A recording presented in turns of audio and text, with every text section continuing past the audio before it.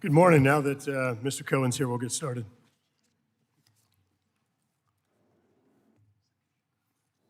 Yeah.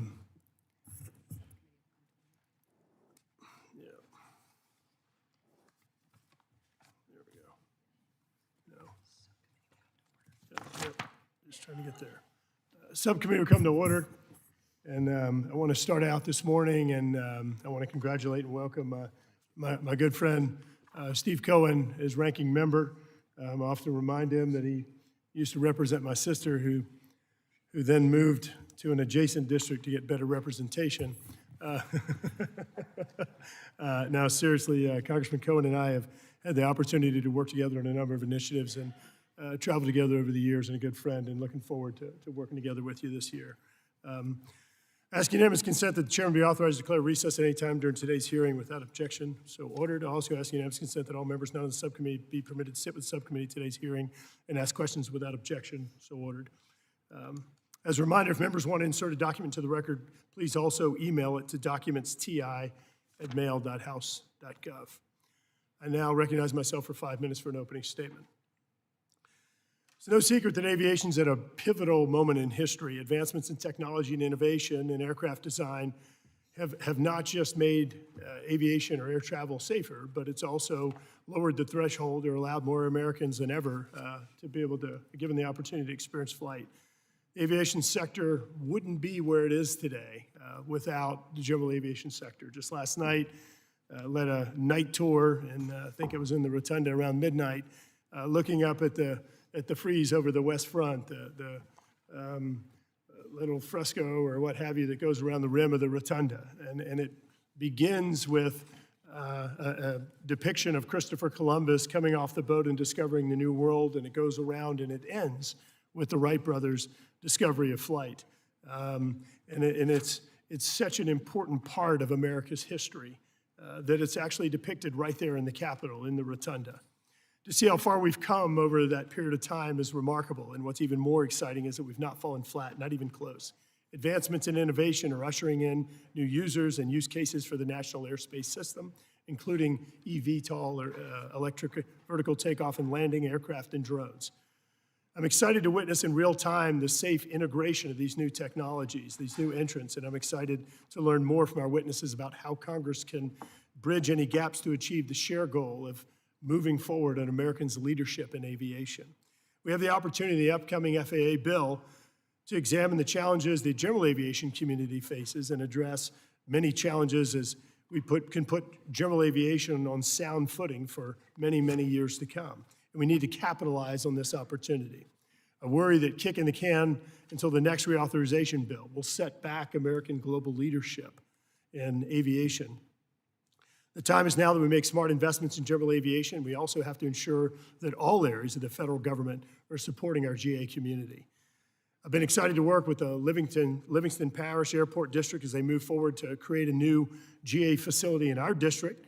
But while the airport has received commitment and funding from our state and locals through COVID response, I do have to say the Treasury Department has been a complete pain and given us the Heisman for months and months as we try and get confirmation on the eligible use of funds for support for mitigation and other uses for the airport. GA facilities are an incredible asset in our district, and I'd like to take this opportunity to ask the Treasury Department, return our phone calls and emails, please. I look forward to working with the full committee chairman and members of the subcommittee in this effort. I now recognize Ranking Member Cohen for 5 minutes. Thank you, Mr. Chair. It is a pleasure to be here and as ranking member and to serve with you. You are my friend. And in spite of the fact that in Memphis we put our refuse in the river and send it downstream and it goes to Baton Rouge. Rodney Davis Jr. I've never had the opportunity to sit next to a former governor, a present governor, or a future governor, so it's a great honor. That freeze he talked about, if they did it in 1969 or 1972, would have stopped with FedEx. So it would have continued on in aviation and great moments. As we kick off our first aviation subcommittee hearing and continue our efforts to reauthorize the FAA, I welcome this opportunity to discuss the challenges facing general aviation community. As we've heard from our chairman of our subcommittee, and we'll hear from our chairman of our full committee, Mr. Graves, our FAA Reauthorization bill will be the first ever general aviation title. I look forward to hearing from our witnesses on ways our committee can work with Mr. Graves, the first, on these important issues. General aviation is an important sector of our aviation system, spanning from sport and recreational aviation to medical transport to business travel to aerial firefighting and more. According to the FAA, the United States has the largest and most diverse general aviation community in the world with more than 220,000 active aircraft. Moreover, general aviation supports over 1.2 million jobs and is estimated to generate nearly $250 billion in economic output. It is encouraging that general aviation has become significantly safer over the past 4 decades, with the number of fatal and non-fatal accidents declining since 2000. When we held our hearing on this topic in July of 2022, I appreciated hearing from the National Safety Transportation Board Chief, Jennifer Hamady.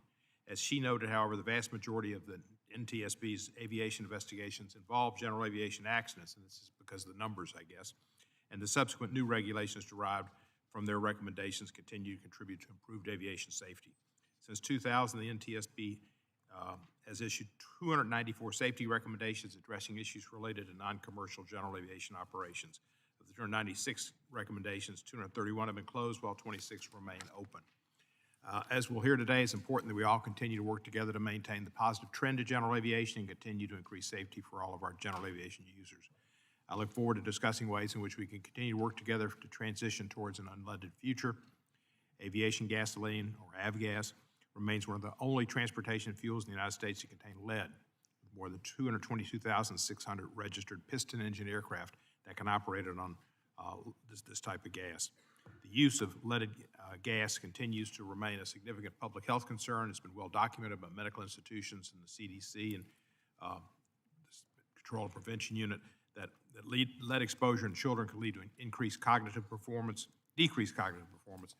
I must have had a little lead around me at some time, and potentially lead to long-term learning and behavioral problems. I certainly did have it. In the 2018 FAA Reauthorization Act, we directed the National Academy of Sciences to study aviation gasoline and how to transition away from it. In the 2021 report, the National Academies noted there's currently no singular certain solution to the aviation lead problem, and therefore a multi-path mitigation approach offers the greatest potential for tangible and sustained progress. I applaud current efforts to research and develop alternative fuels, such as the Eliminate Aviation Gasoline Lead Emissions, or the acronym EAGLE initiative, to recognize it and will take a collaborative effort to move forward to a safe transition towards unleaded fuel. As we'll hear today, there are several issues that need our attention as we work on our next FAA reauthorization bill. I look forward to working with the subcommittee, the full committee, particularly with my friend Gary Graves, and coming together with a bipartisan bill that helps America's flyers and passengers and everybody connected to aviation. I yield back the balance of my time. Thank you, Mr. Cohen. Our next opening statement, I'm convinced, we were talking about the Wright brothers. If this guy had been around after I spent a little time in Tarkio at his hangar, I'm convinced that the Wright brothers' time frame would have been cut in half if he was involved in developing that plane. I yield 5 minutes to the chairman of the full committee, Sam Graves. Thank you, Mr. Chairman and Ranking Member. I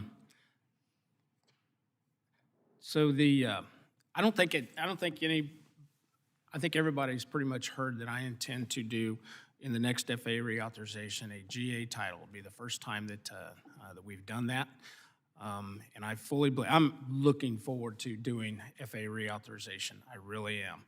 We've got so many challenges out there when it comes to whether that's workforce or air traffic control or organization within the FAA, some certification issues, but regardless, I am looking forward to it. But there are basically 2 tracks through aviation or to get into the aviation industry, whether that's a mechanic or pilot, even air traffic control, but you can come up through the military or you can come up through general aviation. And my concern within this committee's purview is obviously general aviation, and it's the cornerstone of aviation. Everybody that pursues a career in aviation starts out as a GA pilot. That's just a fact, and they start out at that local airfield. And there's challenges throughout that. We have to make sure that we figure out how to break down those barriers to get young people involved and young people excited again. And there's a lot of challenges out there, expense being one of them. But it's incumbent upon us in general aviation to do everything we can to encourage those young people to choose a career in aviation, and that's something that we need to be thinking about and something that we need to do.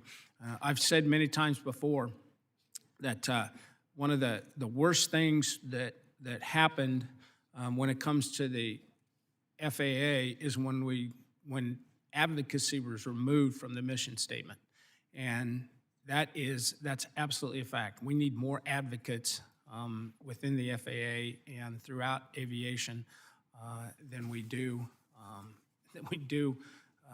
so many other things, whether that's inspectors or enforcement or whatever the case may be. We have to be good advocates, and we have to get these young people. So I want to thank all of our witnesses for being here. I'm looking forward to hearing the testimony or reading through the testimony that's been provided. And this is our start to FAA reauthorization. And again, the GA community is going to be, we're going to put some serious focus on it, whether that's local airfields or again, pilot training. And our organizations that represent general aviation are vital to that. And I appreciate all the input that we've gotten from the stakeholders and everybody from all of the organizations. And again, look forward to the testimony. And thanks for allowing me the time, Mr. Chairman. And with that, I yield back. Thank you, Mr. Chairman. And now recognize the ranking member of the full committee, another great friend, and also Mr. Larson. I want to congratulate you for your position and look forward to working with you on the FAA bill this year. Yield 5 minutes to the gentleman from Washington. Thank you, Chair Graves. I appreciate the opportunity, and Ranking Member Cohen, thanks for calling today, the hearing today on securing the future of general aviation. So in my home state of Washington and across the country, general aviation means good paying jobs, and it's part of a key to long-term economic growth. A recent study found the GA industry supported an estimated $247 billion in economic output and 1.2 million jobs in the U.S. in 2018. It seems we maybe want to update that now. In terms of fleet size, the active GA fleet is projected to increase from its 2021 level of more than 204,000 aircraft to 209,000 by 2042.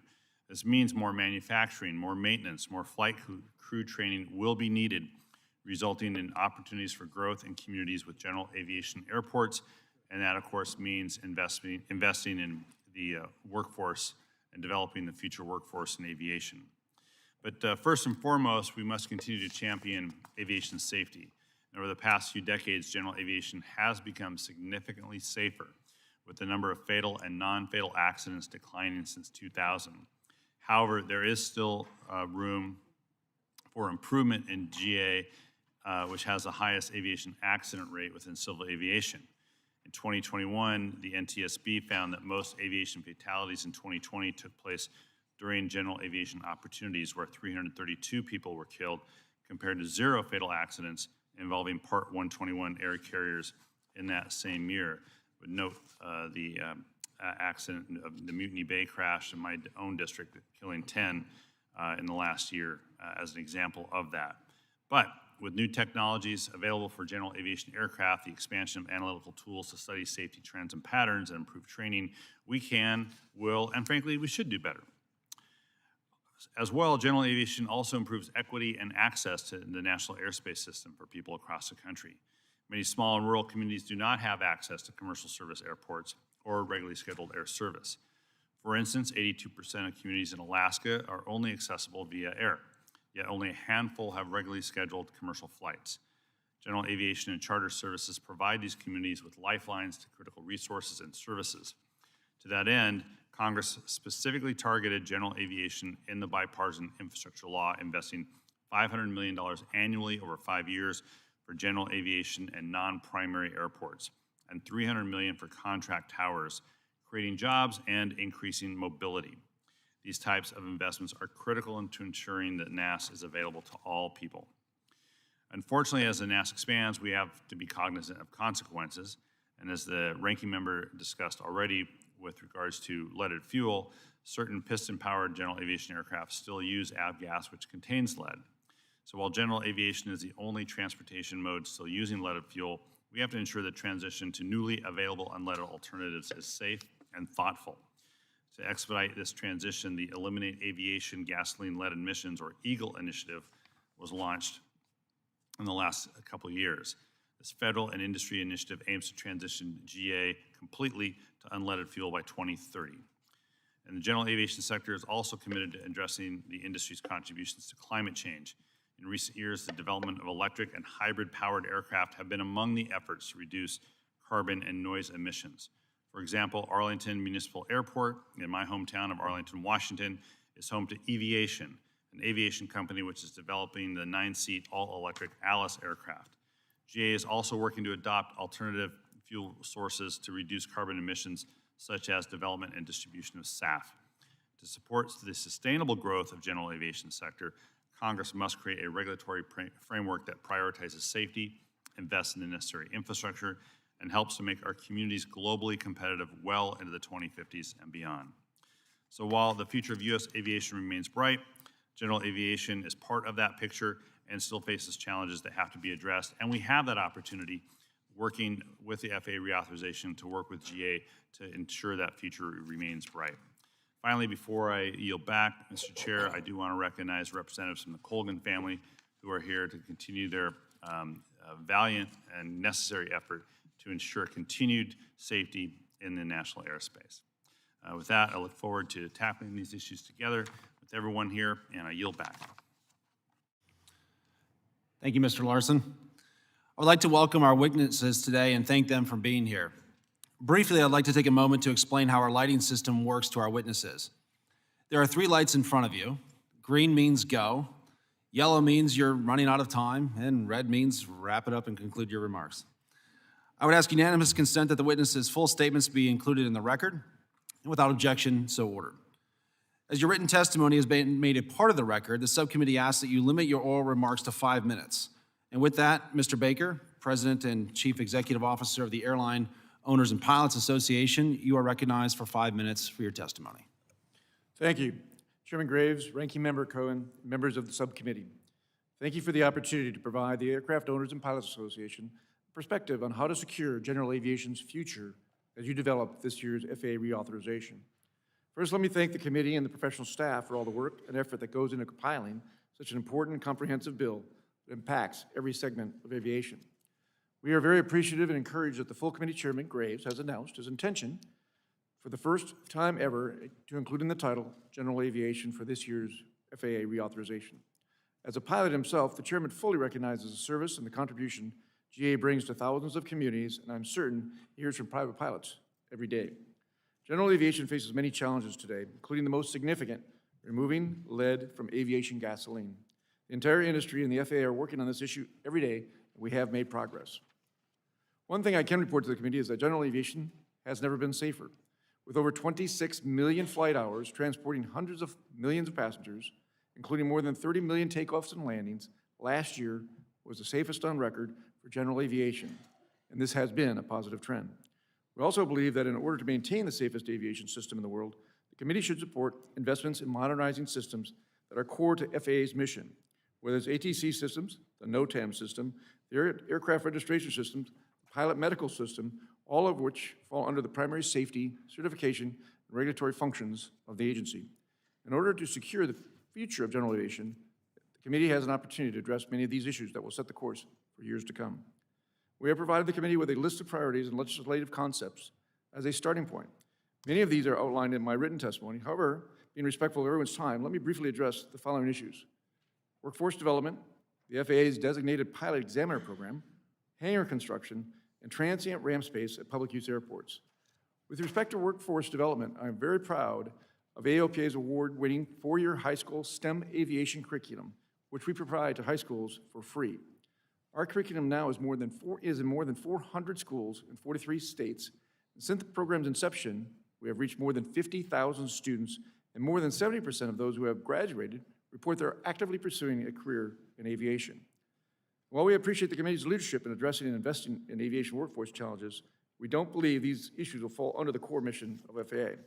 We join the entire aviation industry in supporting the establishment of the National Center for the Advancement of Aviation, which this committee and the House passed with Congress with nearly 400 votes.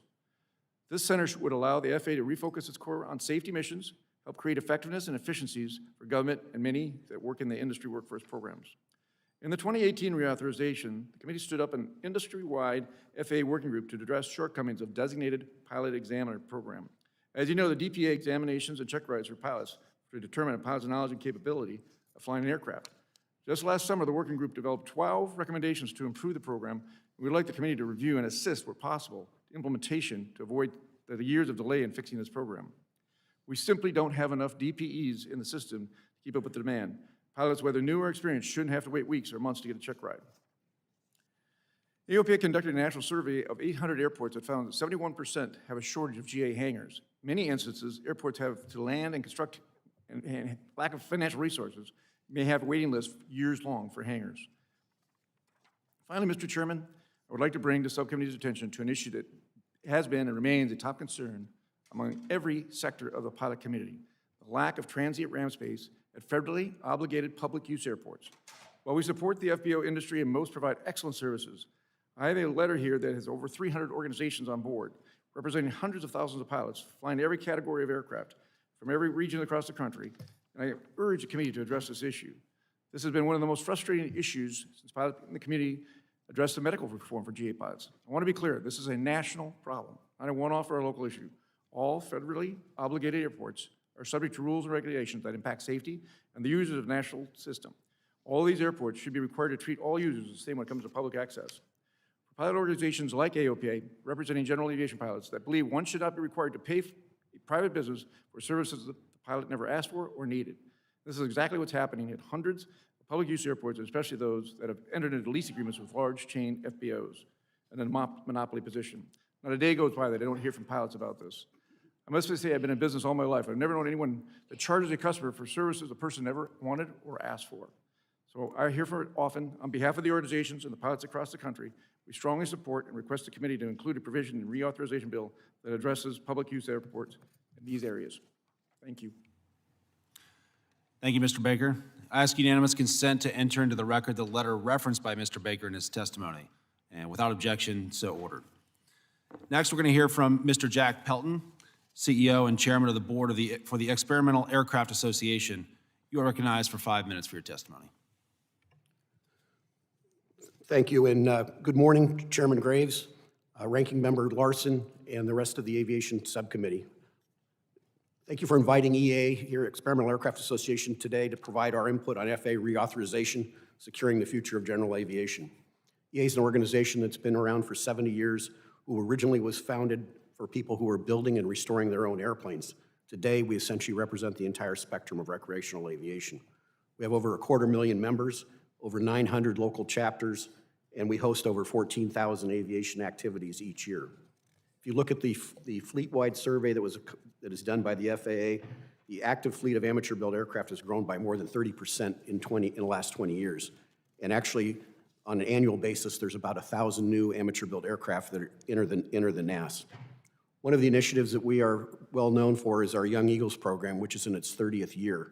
Our Young Eagles program takes young people for their first experience in flight through our members who provide their airplane, their time, and their fuel to provide these free introductory flights. We've flown over 2.3 million young people, and this experience has introduced them to general aviation, and then many of them have pursued careers as military or airline pilots, aerospace engineers, and a host of other aviation-related activities.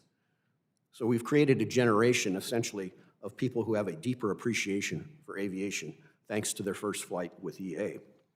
We also participate in summer Air Academy residence camps in Oshkosh, Wisconsin, and we have online portals for young people and teachers to learn and understand more about general aviation. A lot of people think of us as just the association that has an annual convention held in Oshkosh, Wisconsin, where over 10,000 aircraft arrive and 600,000 people attend from 90 nations. I had the opportunity to take the equivalent of the FAA administrator from Germany around, who looked at me and said, "You have more airplanes, general aviation airplanes, on the ground here than we have registered in the country of Germany." Ranking Member Cohen had outlined general aviation's importance to the aviation industry, and I will not continue to go back over that. It's clear that we're positioned as a world leader, but we have concerns. One of the foundations is general aviation, and we must retain this position. We must take action to ensure that our general aviation remains safe, healthy, and robust, since we are the gateway to aviation. We want to thank Transportation Infrastructure Chairman Graves for understanding this and addressing GA specifically in the next reauthorization bill. Key components to the industry's success is effective, efficient, and consistent regulatory oversight. FAA oversees, regulates almost all aspects of aviation, including air traffic control, aircraft design, production and maintenance, pilot and mechanic and crew certification, and airport operations. Aviation struggles when FAA is unable to provide timely oversight or effectively or inefficiently exercise its regulatory authority. Industry is stymied by the delays in processing of aircraft registrations or the issuance of pilot and mechanic certificates at all levels and timely completion of aircraft certification programs. Pilot training is a great example.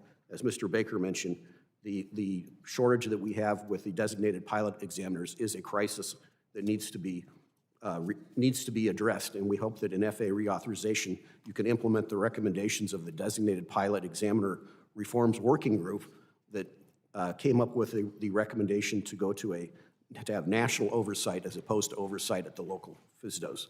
We also think as part of that, specialty DPEs should have the ability to go back to when we had the all makes and model authorization for experimental warbirds.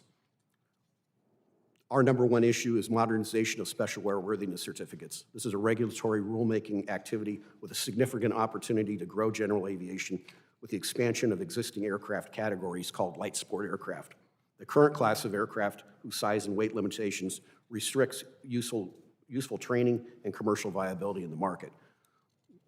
We are asking Congress to ensure that critical rulemaking continues to have support and needs to be directed to the FAA to publish by the end of 2024 this very important regulatory change. The Eagle Fuel program was mentioned, of which we are strong supporters and participants in, and what we do need is to make sure that that Congress can help the safe introduction of the new fuel while still maintaining the supply of 100 low lead so that nobody is left grounded. We greatly appreciate the opportunity to appear before this committee, provide our views and the challenges and opportunities. Look forward to working with Congress and the FAA to ensure the United States remains the gold standard in aviation and that general aviation continues as a vibrant foundation to that standard. Thank you. Thank you. Mr. Rick Kreider, testifying on behalf of the American Association of Airport Executives. You are recognized for 5 minutes. Thank you, and good morning, Vice Chair Yackham, Ranking Member Cohen, members of the subcommittee. Thank you for the opportunity to provide testimony and comment regarding general aviation issues in the upcoming FAA reauthorization process. I am appearing today on behalf of AAAE and member airports across the country, along with my own perspectives from operating Kelly Field in San Antonio, one example of a vibrant joint-use industrial GA airport. It's an honor to join this distinguished panel of industry leaders today and highlight the importance of general aviation and GA airports. GA airports often serve as key operational hubs for law enforcement, firefighting, aerospace manufacturing, air cargo, agriculture, and pilot training. They're important community portals for business and private aircraft operations, and in some cases play the role of economic engines, job centers, and R&D sites for new and emerging technologies. While GA airports vary significantly in size, complexity, and configuration, each provides unique functions and vital capabilities. Industrial GA airports like Kelly Field provide critical services to aircraft operators that require fleet maintenance, refurbishment, updates, and modifications. 10 months ago, the Port San Antonio opened a state-of-the-art innovation center, which I described in my written testimony, aimed at sparking interest in STEM within the student populations of San Antonio and exposing opportunities in aerospace and advanced technologies to the workforce of tomorrow. Kelly Field and other industrial GA airports are critical to maintaining our nation's dominance position in global aerospace industry. When an aircraft is either delivered to its customer or returned to service, thousands, if not millions, of parts, components, and labor hours are delivered to market. The FAA's NIPIAS reports $12.5 billion in annual AIP and bill-eligible projects at civil airports. Almost $4 billion of that total exists at non-primary airports alone. When projects that are not AIP or bill-eligible are added in, airport infrastructure needs exceed well more than $20 billion annually. This is roughly twice what airports received in AIP grants, bill funding, and PSC revenue every year. Congress can help address this gap by increasing AIP funding to at least $4 billion annually, authorizing additional funds for supplemental grants and providing airports with more flexibility on how they invest those dollars. We urge Congress to adjust the outdated GA entitlement, which has remained stagnant at $150,000 for more than 20 years, and have other recommendations that are more fully described in my written testimony. I thank the subcommittee for its strong support of the FAA Contract Tower Program, a successful public-private partnership that enhances aviation safety at GA and commercial service airports around the country. 25 Texas airports participate in the Contract Tower Program. On behalf of my colleagues in the Lone Star State, I urge you to take additional steps to address staffing challenges, upgrade outdated towers, and ensure controllers have access to equipment that can increase their situational awareness. Like our counterparts at commercial airports, GA airports strive to be strong environmental stewards for their communities. Through AAA, GA airports are participating in the EAGLE initiative to transition to lead-free avgas for piston engine aircraft by the end of 2030. Airports are also eager to transition away from using firefighting foam that contains PFAS to fluorine-free foam, which is safer for the environment and firefighters alike.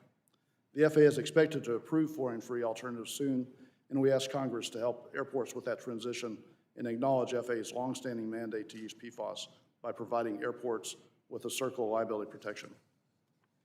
The future of advanced air mobility is quickly becoming the present for the aviation industry.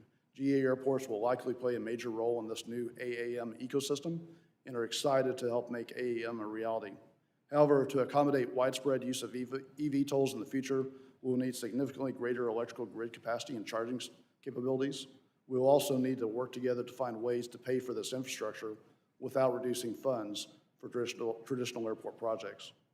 Although travel has largely returned to pre-pandemic levels, stakeholders across the aviation system are still adjusting to the ripple effect caused by the pandemic. With the current FAA authorization set to expire on September 30th, I would like to commend this subcommittee for moving forward quickly to complete a multi-year build on time.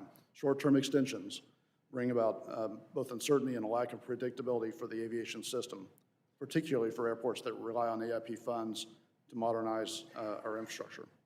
On behalf of AAA and all of my colleagues at GA and commercial service airports around the country, we look forward to working with this subcommittee as you prepare for the next FAA reauthorization bill. And I thank you and look forward to the questions that the subcommittee might have. Thank you, Mr. Kreider. Mr. Kurt Castagna, President and CEO of the National Air Transportation Association. You are recognized for 5 minutes for your testimony. Chairs Graves and Graves, ranking members Larson and Cohen, and distinguished members of the Aviation Subcommittee. As President and CEO of the National Air Transportation Association and as an aviation business owner, I appreciate the opportunity to offer solution-based testimony today, drawn from member input. I'm pleased to join the other members of today's panel in advocating for a healthy general aviation ecosystem that supports collaborative partnerships between airports, aviation businesses, airport users, and local communities, consistent with FAA policy, airport access, and self-sustainability. As the voice of aviation business for more than 83 years, NATA represents a vital transportation industry that employs over 1 million individuals, creates $247 billion in economic output, and provides critical access to aeromedical emergency services, rescue, cargo, and on-demand passenger service to countless communities. Our 3,700 member locations include fixed-based operators, air charter providers, maintenance repair stations, and flight schools, as well as more than 300 general aviation airports. Collectively, NATA members serve the general public, recreational pilots, business aviation, airlines, and the military. Today's hearing comes at a critical juncture for both general aviation industry, which is experiencing high activity levels and rapid innovation in aircraft design, safety, and alternative fuel sources, and as well the FAA, which provides critical regulatory oversight of our industry. NATA appreciates the many competent, collaborative, and committed FAA leaders we work with on a daily basis. However, we also recognize the current antiquated systems hinder the agency's ability to perform timely certification, rulemaking, and oversight duties. The on-demand charter industry offers a perfect example. With 680 new certification requests currently in the FAA's backlog, it takes up to 2 years to secure a 135 certificate under the existing process. Adding a new aircraft to an existing certificate also takes up to a year, even when that aircraft has been subject to ongoing FAA conformity. Lastly, 135 operators cannot secure timely checks with FAA inspectors and struggle to get their own check pilots approved, which compounds our acute workforce shortage. Congress can legislate solutions for these problems by mandating FAA industry working groups, digitized processes, and online dashboards, expanded use of third-party evaluators and carrier checks, and in some cases, just simple implementation of existing FAA policy. We also encourage Congress to address the needs of general aviation airports to modernize infrastructure, prepare for advanced air mobility, and increase sustainability. As my colleague, Mr. Kreider, mentioned, the $150,000 AIP entitlement for GA airports has remained stagnant for over 20 years, and rising inflation and soaring construction costs make that current entitlement not very effective. We ask Congress to increase the GA entitlement and to adopt a tiered funding formula based on flight activity to account for the diversity of size and needs of GA airports.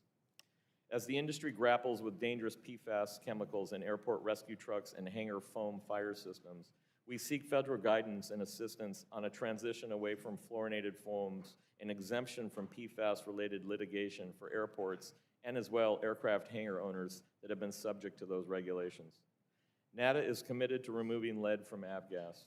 We support funding to accelerate testing and approval for unleaded fuel that meets the requirements of the entire piston fleet, as well as the investments in infrastructure now to make the existing unleaded fuel more widely available. We must take creative steps now for the adoption of an alternative unleaded fuels, increasing their commercial availability and expanding infrastructure to accommodate them. For example, short-term tax credits for refiners, blenders, and distributors of approved unleaded fuel would incentivize production and accelerate deployment, much as in the case of SAFs. Advanced air mobility holds enormous promise to reduce aircraft emissions, enhance cargo and medical transport in rural areas, and facilitate urban mobility. NATA sees a natural nexus between existing Part 135 operators, general aviation airports, FBOs, and the AAM innovation. Both urban and rural general aviations offer ideal spaces to introduce eVTOL technology, and NATA members are preparing to support and maintain this next generation of aircraft. Lastly, we ask Congress to help our industry efforts to recruit a diverse and resilient workforce by expanding Section 625 grants, extending federal loan programs to aspiring pilots and aircraft mechanics, and broadening the on-ramp to non-traditional technical jobs with new grants, targeting other aviation workforce sectors. Thank you for your opportunity to testify on behalf of aviation businesses, and I look forward to your questions. Thank you to our witnesses for taking time to come here today and provide testimony. I now yield 5 minutes to myself for questions. I know many different people have different entry points into the aviation world, whether it's a career or even just a hobby. And I want to share a little bit of my own story before I begin. As an 8-year-old child, I was over at my Uncle Chuck's house and looked on the floor in the corner, and I noticed an F-16 sitting on the floor. It was a model F-16 that was a remote control airplane, and I began asking questions. And from a little 8-year-old child, it spawned a lifelong fascination with aviation. I went on after that to fly anything you can fly with a remote control, everything from airplanes to seaplanes to helicopters, drones, I mean, you name it, and I fly it with a remote control. And as I sit here today, I'm an FAA check ride and an FAA written exam away from having my own general aviation certificate. But one of the things I'm concerned about as I look at the next generation is the overall pipeline for the next generation of pilots and airplane mechanics. And I know there's a lot of focus on older students in aviation, but I would think, 8-year-old Rudy would say that sometimes that interest is sparked at a much younger age. And one of the things that my interest in model aviation taught me at a very early age is everything from physics to aerodynamics to control surfaces and flying and just the overall fascination of how an airplane actually works. But the hobby, it didn't break the bank. And it seems to me that even looking at the last FAA Reauthorization bill, there were a lot of new regulations that were added to the hobby. And so we may need to revisit that and maybe even recalibrate that in the upcoming reauthorization. I'm not sure, maybe even perhaps you, Mr. Pelton, can speak to this. I know it's a little bit out of your lane, but even more broadly, I'm curious to know what are some of the efforts of your respective associations to reach even further down into the education system and reach even younger students today? Thank you for the question. Actually, it is in my lane. I'm glad that I turned out to be a better pilot than my RC flying when I was a kid like you, because I crashed an awful lot of them. We have a program at EA through our chapters, which we've collaborated with the AMA, the Modeling Association. It's called our Build and Fly program. And we have RC models that are, we believe that part of our mission is getting kids to work with their hands in the learning of basic education. And they build an RC kit at the local EA chapter, and then they collaborate with the AMA chapter in that area to actually go learn to fly that model, because we understand that 8-year-old to the 15-year-old has to have a different type of learning experience for aviation, because you can't go out and take a written test, you can't start your flight training or do any of that. So we're trying to fill that gap where Mark does such a great job then of taking the formal education piece in the post-secondary or in the high schools. And so we collaborate between the two of us on that. We do think that the modeling rules got wrapped up in the UAS craze of when hobby drones were so popular, and there was such a concern for the number of those being flown in improperly in incorrect areas, that we did leave behind the fixed wing RC airplanes that fly at designated model fields that are already out there and identified and confined to basically 400 feet around that airfield. And we should go back and readdress that, because it has really put a damper on the RC flying for young kids. Thank you. And now I'd like to yield 5 minutes to Mr. Cohen, the Aviation Subcommittee Ranking Member. Thank you, Mr. Chair. And that was an interesting story about your having that experience when you were 8 years old. I understand President Zelensky had one too. Yeah. Mr. Baker, in your testimony, you mentioned that the general aviation industry is on track to exceed the safety goals established by the Safety Committee of the General Aviation, which would result in another 10% reduction in fatal accidents over 10 years. In your opinion, which factors and policies contributed most to this decline, and how can we continue to decrease general aviation accidents? The question I appreciate is about safety and how do we keep on track with either the technologies that we continue to move through and get approved to be used in general aviation aircraft. For instance, ADS-B gives you traffic inside your aircraft, certainly has helped in terms of awareness and weather that comes into your cockpit today on your iPad or whatever device you're using. So I think it's been a big part of reduction of accidents is the situational awareness that you have today in your cockpit, and it was provided by the FAA for free. So that has been a big, huge reduction in the accident rate. We still have more to go. We all agree with that. But to see that we've got flight hours up to 26 million flight hours from 20 million flight hours just 4 years ago, and have fatal accidents rates way down, we see as a huge improvement. I had a constituent who was a friend and a great member of our community in Memphis who died in a plane accident maybe 6 months, a year ago. And he was in one of those planes that had a parachute that could come out and help it come down. He was pretty independent, ornery, and refused to do it. They told him, he said, I'm landing this plane. Well, he didn't make it. How are those parachutes coming? They can only be on very small planes. Is there any efforts to get them on a little bit larger planes and to use that as a capacity?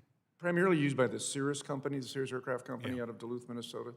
They use it on piston airplanes. They also have it on their small jet today. So they're the only company that actually builds it into the aircraft today as part of a production model. There are some aftermarket models available as well. But the Cirrus group has proven hundreds of lives have been saved by using the term just pull.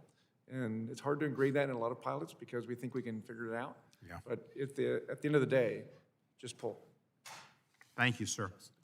Mr. Castagna, Castagna, thank you, I guess. In your opinion, what investments in safety equipment, either at airports or on aircraft, can be made by Congress to improve the safety record of general aviation?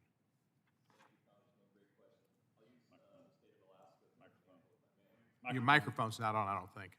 Thank you, Congressman. If I may, I'll use the state of Alaska as an example. With more than 200 airports throughout that state, 80% of the communities dependent on aviation for year-round access. Part 135 charter industry are critical to the life of Alaskans in that state, where we actually do medical service, deliver food, and in fact even take kids to school via aircraft. And the things that we can do in that area with the rugged terrain and the unpredictable weather is critical investments in weather cameras and weather stations that while they're in place today, they need to be upgraded and they need to be maintained. 20 years ago, we provided that system, and the agency announced there's 8 new automated weather observation systems bringing continuous real-time weather, which has a direct impact to safety of the operations of those flights.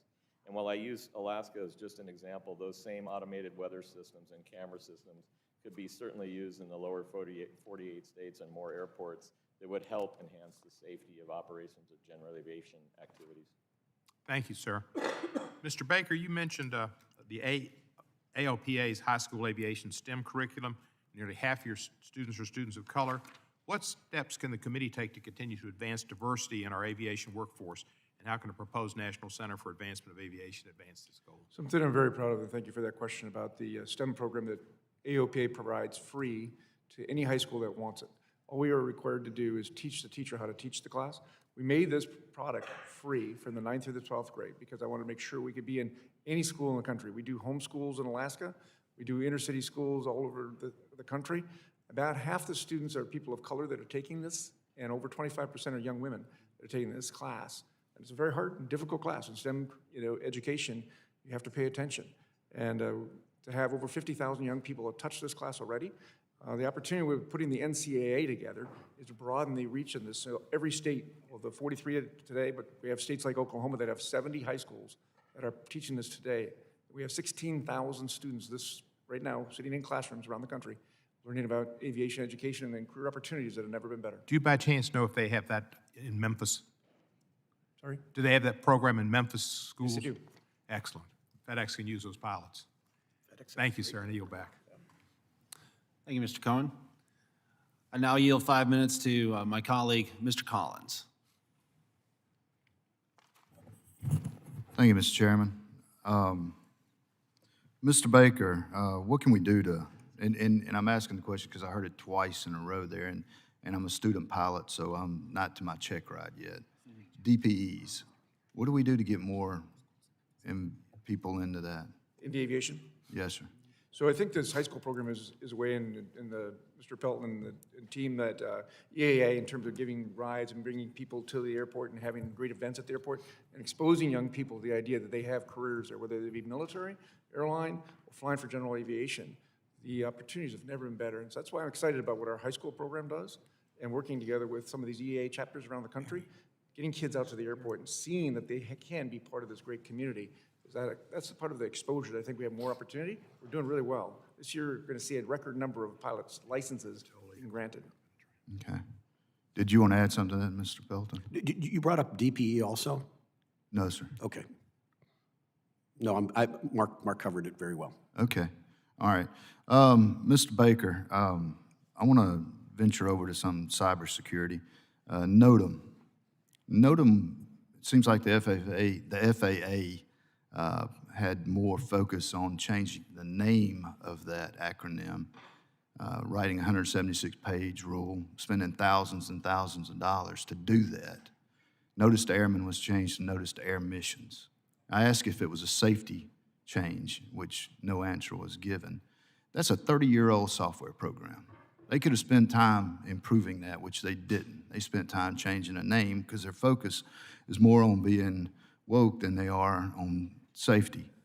On Tuesday, the TSA released emergency updates for aviation cybersecurity requirements for aircraft and aircraft operators and airports. Do you think the FAA is being proactive to invest, direct, and implement cybersecurity requirements for aircraft? Is the FAA doing enough to keep the pilots, crew, and passengers safe from potential cyber attack? So from a perspective of a cyber attack, I was surprised, I think, as everybody else in aviation, that there's a single point of failure around the NOTAM system, which has been around for a long period of time.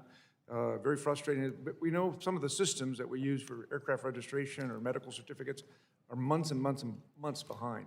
So the FAA needs to focus on all of these systems that they are employing today to make sure that they're up to date. And I'd open that up to anybody else who'd like to.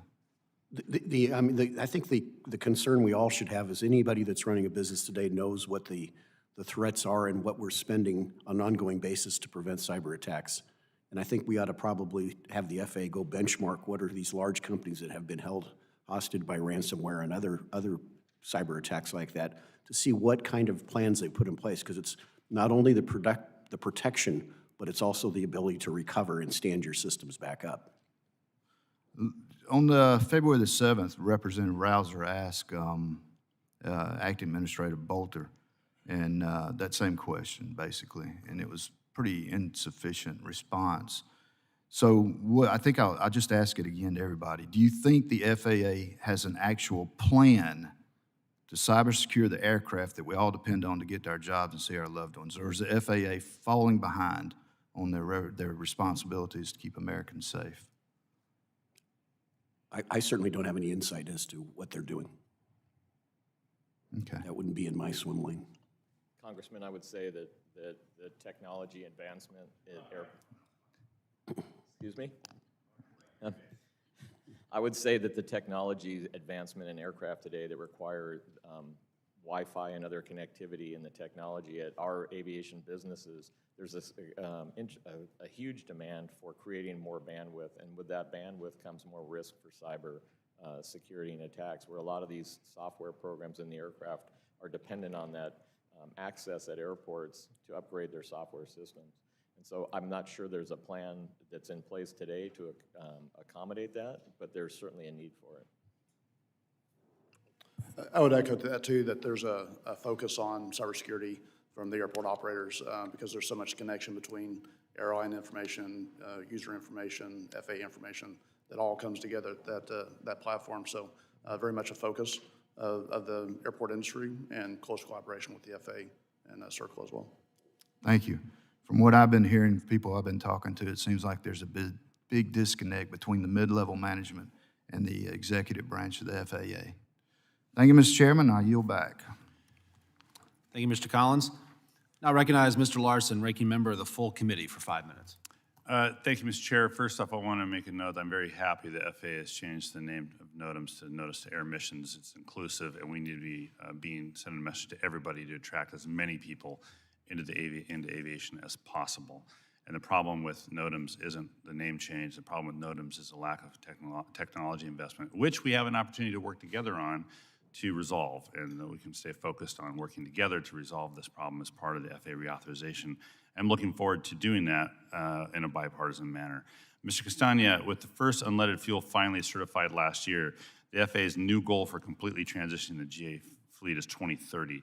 Is that timeline still realistic? The process for the transition to unleaded fuel, as we know, is a complex process. We believe that there's a pathway forward to do that, and potentially the means to do that in advance of 2030. I would say that there's a commercially viable unleaded fuel product that's out in the market today. While we know that it only serves 70% of the fleet, we know that those airports that are critically sensitive to environmental impacts, and if they do an inventory of their own piston fleet, in some cases, airports, their based piston aircraft could exceed that 70%. So our position is really to encourage airports to work together with FBOs and the user community to find ways to bring the commercially available product to the marketplace today, especially in those environmentally sensitive communities that are impacted, in advance of 2030. And ask Congress to put the resources necessary into whether it's tax credits or incentives for the refinement and blending of that fuel to get it out into the marketplace sooner. Yeah, thanks. Mr. Baker, can you answer that same question? So yes, I believe that we have one fuel that has an STC today that was approved in September of last year. I believe there's an attempt to start rolling that out airport by airport in a controlled environment, hopefully in the next several months. I believe that that's our first opportunity. There are another STC applicant right behind that, and the PAFI process is still in process.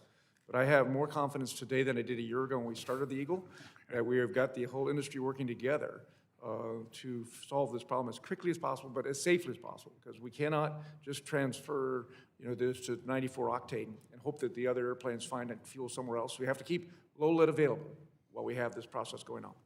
Yeah, and I appreciate it. The transition has to still result in aviation safety. That has to be the priority of the committee as we move forward. But if there are ways, because frustrated communities, angry communities, because of leaded fuel, finding a way to move that timeline safely is going to be important. And I hope we put some focus on that and not resist that as we move forward on FAA reauthorization.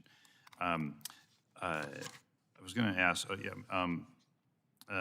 Kreider, on the funding side of things through the BIL, are you satisfied, or maybe that's the wrong question since you represent a lot of airports. If you had to pick your friends, which ones you had? No. The distribution of the dollars for the BIL, from the BIL for airports, from either a percentage or from a numbers and absolute numbers perspective, is GA getting its fair share? GA airports, smaller airports, non-primary airports getting its fair share? How would you assess that? Well, I can speak to my own example at Kelly Field. Bill was a huge shot in the arm. We're using that, putting that money to work for design of a consolidated facility, which supports fixed-based operations, federal inspection station, advanced air mobility, all those good things. But I think at the end of the day, really looking at the formula, how GA airports are funded, the entitlement portion is really critical, and that's part of the testimony many of us have touched on. I represent a large industrial commercial, a lot of commercial activity. So we have everything from the very largest design group 6 aircraft, like a 747-8s, all the way down to a Cessna 172. So that $150,000 is really a drop in the bucket, frankly, on projects of that, that respond to that scale. So I think it's a mixed bag, but certainly Bill was a great shot in the arm, and hopefully that this reauthorization can have more good to come. Yeah, thanks. Mr. Pelton, on the safety issue, the safety within GA and Arlington Municipal, where I grew up, a small town, is a pretty active experimental aviation crowd there, doing good things. We've also had, in the past, had some serious accidents as well. Can you chat a little bit, maybe specific to your part of the industry and on safety and what you do to try to decrease incidents and accidents? Yeah, absolutely. Thank you for the question. The experimental amateur built, started out back in the 50s with a pretty poor safety record. One was because they weren't necessarily well-engineered and designed products. There were people on their own in their garage coming up with designs to go fly. As this industry has evolved, it really is now down to major aircraft kit manufacturers who have extremely well designed, tested, and proven products that are holding up well with the safety record. They're also including now, because of the ability to not have to put certified products in the airplane, it has the latest up-to-date safety enhancements in the cockpits that we're seeing, so that's improving also. And last year, we made a significant change to the flight testing program for anybody that does build a new airplane that really helps add a second pilot in the airplane that has experience in that make and model to ensure it's tested appropriately and properly. So we're seeing very good progress. We track it monthly. That's great. Mr. Chair, I want to apologize for 2 days in a row going a full 54 seconds over my time, and I will do better in the future with that. I will not yield back since I have no time to yield back. Thank you. The chair will reserve his comments. I now yield 5 minutes to my friend, Mr. Stauber. Mr. Chair, thank you very much, and thanks to the witnesses. We talked about the NOTAM bill that passed out of the House with 424 votes, bipartisan. I would encourage us all to talk to our senators to get it across the finish line, because we can get that task force up and running very, very quick, which will increase safety in the skies. I'm very excited that we will have a general aviation title in this reauthorization bill. General aviation is the backbone of our aviation system. As someone who started working on their private pilot license later in life, I want to encourage more and more individuals to get involved with aviation at a younger age, and wanted to make it more accessible. That is why I would like to focus my time on the National Center for the Advancement of Aviation, or as it's commonly referred to as the NCAA bill. As you know, the NCAA bill was introduced in the last Congress by Mr. Carson and my former colleague, the late Don Young from Alaska. Well, nobody can fill Congressman Young's shoes. I'm announcing today that I will be joining Mr. Carson to reintroduce the bipartisan, bicameral NCAA bill. I firmly believe this center will help coordinate industry and government aviation workforce efforts, inspire and train the next generation of aviators, and boost innovation in American flight. Mr. Baker, thank you for being here. It is always good to have a fellow Minnesotan on the panel. I know AOPA has been a long champion of the NCAA. It also has been intimately involved in workforce programs such as your high school STEM program, which is quite impressive. Could you please speak to your AOPA STEM program a bit more and share the NCAA will help, and share how the NCAA will help expand the STEM program and grow it? Thank you for the question, fellow Minnesotan. The STEM program was started about 6 years ago and built the 9th grade curriculum, which is about introduction to all things aviation. By the 10th grade program, they start to learn about airfoils, building wind tunnels out of a covered box with a fan. Yeah. So these are very low-cost ways to get young people to understand what lift and drag and all those things that go into the components, and hopefully inspiring people to be an engineer, as well as a controller, as well as a pilot, or whatever mechanic that comes out of the opportunities that we show them, the lifetime earnings by the time they're in the 11th grade, about the money you can make today in an aviation career everywhere. And what I'm really proud to say is we now know, because we've been doing this for 5 years, the graduating class, 70% of these young people are going into some form of aviation career pattern. A third of them were actually looking at the military as one of the possibilities as well. We work with the Air Force and their recruiting staff to make sure that we are tying these young people. There's over 80 colleges today around the country that will give you college credits for taking these classes in high school. Yep. So it really saves this young person a lot of money for their freshman year, their junior year in college credits. So we're really proud of the program today with 400 high schools. I think the opportunity is to get to 2,500 high schools, about 10% of all the high schools in this country. Working with the NCAA, which is coordinating all the other things that go on in this aviation industry, because we all care about the same outcome, workforce. You know, the return on the investment, 70% go into the aviation sector. That's tremendous. That's called great success.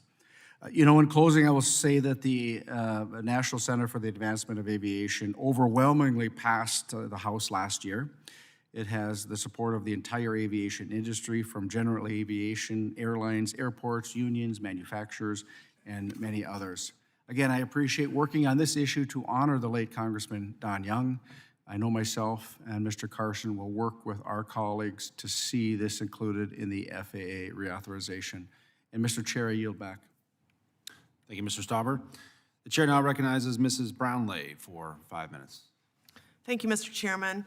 Mr. Kreider, first, thank you for mentioning the Contract Act in your testimony. I appreciate it very much. Very glad that we got it in the omnibus package at the end of last year. You mentioned in your testimony that controller staffing still continues to be a challenge. So can you talk a little bit about what else you think Congress can do to help ensure that we have enough controllers at contract tower airports? Certainly. Well, first of all, Representative Brownlee, thank you for your leadership on that appropriations language. That was important, and the Contract Act was very impactful. But I think to answer your question, looking at the wage scales, we've seen a period of inflation, and so the contract tower program has fell prey to that. So Department of Labor focus on the wage scales that contract tower contractors are able to pay, I think is important. And I think a better coordination between the FAA towered programs and the contract tower programs. We understand that there's a migration of folks, especially young people, that start at the contract tower and then move up to the FAA. But a better coordination about how that workforce happens so that we don't unintentionally impact contract hours at smaller airports, GE airports, smaller commercial service airports. I think those are two important improvements that could be addressed. So what would that look like, in terms of FAA and contract and that transition? The transition? Well, one of the things we hear from the contractors is a little more flexibility in how they do the training. So speed to market, if you will. The ability to do some on-the-job training and training more regionally, as opposed to being constricted by the flow of students that can go through Oklahoma City or other traditional. So part of it's just more aggressive and more innovative approaches to training. I think will help that workforce pipeline.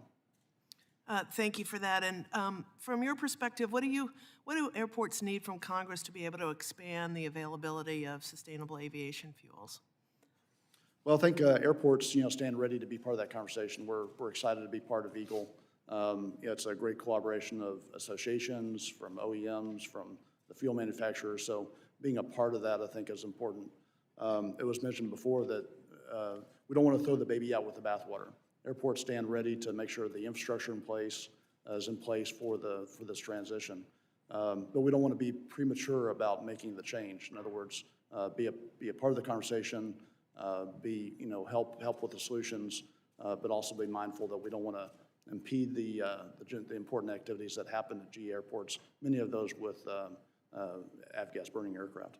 Great. Mr. Baker, do you have anything to add with regards to that? Yeah, I think if I understand the question correctly, how does Congress help us grow aviation with these general aviation airports? And as I mentioned a bit ago, a real hot button for our users of these airports today is a requirement that all federally obligated airports provide a transient ramp space for aircraft so that they can park their airplanes there regardless of make or model, whether they need or not need an FBO service, a place to park at these airports. And as well as I mentioned about hangars, we're woefully short on hangars on these federally supported airports. They need to have those spaces there. And, I think there's opportunity to get badging requirements so that we can work together with the FBO so that instead of having a different badge for each airport, we can work with the TSA so we can expedite in and out of the airports with the security needs that they may have at those airports. Those are some of the things that Congress could really help us with. Thank you. Mr. Castagna, do you have anything else to add on sustainable aviation fuel? Thank you, Congresswoman, for passing the blender's tax credit. I think that supply cannot meet demand today with SAF, so we must continue to incentivize the commercializing of that product. We also must continue funding FAA's Ascent program and the Department of Energy's Beto office to continue their excellent work on SAF feedstocks and technology. And SAF represents the best way for today's aircraft to really reduce the environmental carbon footprint. And so the investments in these areas we think are critical. What about incentives for production of SAF? So those same tax incentives and credits would be for production and refinement and blending and ultimately delivery to the airports. Very good. Thank you, Mr. Chairman. I yield back. Thank you, Mr. Brownlee. Chair now recognizes Mr. Perry for 5 minutes. I thank the chair. Mr. Baker, your testimony raises AOPA's concerns about Santa Clara County's decision to ban 100 low-lead aviation fuel. And I think I'm going to quote you here by saying, quote, required by thousands of general aviation aircraft to fly safely, and that the decision to ban it is, again, quote, simply irresponsible. Now, look, if you want to have a private airport and ban airplanes, that's your business. God bless you. But if we're going to be federally funding your airport, then we ought to have something to say about it. And I find it particularly offensive, not only unsafe but irresponsible, but offensive, that for some insane Green New Deal ideology, you're going to ban anything. If you're going to have a partially federally funded airport, you're going to provide the fuel necessary. And I don't know if anybody's familiar with catastrophic engine failure in flight, but I can guarantee you it is an unpleasant experience. Mr. Baker, can you explain the impact on those maybe flying law enforcement missions, disaster relief, search and rescue, understanding that we all like to fly something that uses Jet A? That's awesome, but we all can't afford Jet A. Can you explain the impact? Yeah, it's a huge impact. Thank you for the question. We believe, working with the FAA and trying to enforce the idea that at a federally obligated airport, you're required to carry the fuel that it allows for the safe transportation in all aircraft, not just some of the aircraft. And we've already had one misfueling accident in Santa Clara today. We've had other misfuelings that have gone, and they had to refuel or defuel the airplane. This ecosystem that goes together with these 5,000 public use airports is so important that they all provide the same level of safety and fuel for these aircraft. We all believe we can get to this transition by 2030, but we need to make sure that we don't have gaps in that system in the meantime. So that's one of the things we're pushing really hard to make sure that we have a supply of low-lead fuel until there's an alternative fuel in place that can support all aircraft, not just some. And the alternative needs to be affordable, right? Not just some alternative that meets the specific requirement, but nobody can afford to use, again, to go after the insane Green New Deal ideology. Could you provide the subcommittees with some details surrounding the accident in question regarding Santa Clara's ban of 100 low-lead and the misfueling that took place? As I understand it, a high horsepower, approximately a 300 horsepower engine, got to the airport, needed fuel to get onto the next port, put on some fuel, and I don't know exactly what happened to the detonation of that engine, but the engine came apart shortly after takeoff. and what resulted at that point? Fortunately, there was no fatalities, but certainly anytime you have an aircraft coming out of the space in an urban area, there's high risk. Yeah, high risk, and I will tell you, the pucker factor, if you're sitting in the seat or anywhere in the aircraft, and that's what we call it when we're in the seat, the pucker factor goes like you can't pull a fishing line out of your rear end with a tractor, all right? And that's not a position to put pilots in for, again, insane Green New Deal woke ideology. In the past few committee hearings, I've raised the issue, and unfortunately, these concerns that I've had have become reality. The upcoming FAA reauthorization bill is something that we're looking forward to. And in your opinion, I know mine, but I want to hear yours because you're representing folks that don't get to sit in these seats. What should Congress do to ensure these things don't happen? I think there's two things that Congress can do. One is to make sure that we don't lose availability of 100 low lead until there is a suitable, affordable replacement. The second thing we could do is to try and work with some of these STC holders to try and get it to go faster, to try and get the fuel in these markets faster, so we get some learnings done and some demonstrations done. I think there should be some money allocated to these STC holders to try and get that fuel in the market faster. But in the meantime, we cannot allow slippage in any part of this ecosystem that doesn't keep 100 low lead available. So should there be a penalty of sorts for airports federally funded that decide to ban it? That's correct. There should, you would agree there should be? I agree. All right. Thank you, Mr. Chairman. I yield the balance. Thank you, Mr. Perry. The chair now recognizes Mr. Stanton for 5 minutes. Thank you very much, Mr. Chairman, for holding this hearing today. Thank you to each of our witnesses for being here today. General aviation is a key part of Arizona's aviation economy, supporting nearly 19,000 jobs and contributing $3.3 billion in economic activity just in 2019. And in Arizona, we have 3 of the top 10 busiest general aviation airports in the country. So ensuring continued support for and growth of general aviation must be a top priority for FAA reauthorization. Today, I want to focus on the Contract Tower program, which is one of the FAA's most successful government industry partnership and serves the general aviation community. In Arizona, we have 7 contract towers, including Phoenix Mesa Gateway, the busiest contract tower in the country in terms of traffic. This important air safety program maintains and develops general aviation activity and supports DoD flight training operations and military readiness, as well as the pilot flight schools all across the country. And it's also important to note that contract towers account for approximately 1/3 of all tower operations in the nation, and about 70% of contract controllers are veterans. Mr. Kreider, what benefits does the contract tower program provide to the national airspace system, especially for the general aviation community? Well, I think it's a tremendous success story. It's been proven many times that the safety record is on par with the FAA towers. It really serves as an entry point for airports that are reached that point of operations where they need a tower. So it's a great entry point for ATC activities.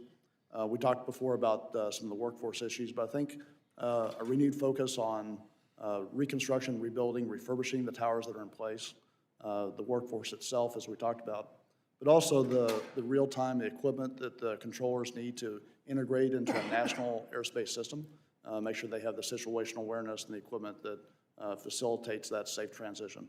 And you mentioned workforce. I know my colleague, Congressman Brownlee, had a question about workforce earlier. Staffing shortages continue to be a major challenge throughout the industry, including at Phoenix Mesa Gateway Airport. We recently opened a brand new $30 million air traffic control tower at Phoenix Mesa Gateway, but staffing shortages have reduced operations at the tower by 4 hours each day because contract employees have unfortunately left, often with only a few weeks' notice, to go work for the FAA instead. These positions cannot easily be filled, as it often takes 6 months to train a new controller, and that leaves airports like Phoenix Mesa Gateway with difficult operational decisions in order to adjust. I want to ask a question about it because you already talked about workforce issues, but Mr. Kreider, on a different note, your written testimony highlights the important role that general aviation sector will play in the deployment of advanced air mobility. Can you elaborate on general aviation airports' potential infrastructure needs to help accommodate this new technology? Absolutely. I think that what we're seeing, whether it's the EV tolls or some of the other emerging technologies. Though that R&D is done at GE airports. Typically it's for reasons of operations or available land or for whatever reason. So I think GE airports will continue to play a really important role in where those vehicles are built, where they're tested and proven. And ultimately, I think they provide a new dimension for underserved markets, for regional air mobility, for last mile, if you will, or connectivity to the hub and spoke system. So I think this entire discussion of advanced air mobility is truly ripe for the GA airport community and communities that are served by GA airports. My last question is for Mr. Castagna. What key elements should the FAA consider as it develops the necessary certification and operating standards for AAM? Thank you, Congressman. Great question. I think that there's an extreme nexus between the current 135 operators that exist today and those regulatory processes and the AAM community, where it's a natural segue, where we believe that that industry is going to rely on that same type of regulatory platform. Our organization's prepared to, and we've already established a committee to meet with the AAM in the vertiport community to see how we can integrate those activities into our regulatory process to advocate for those.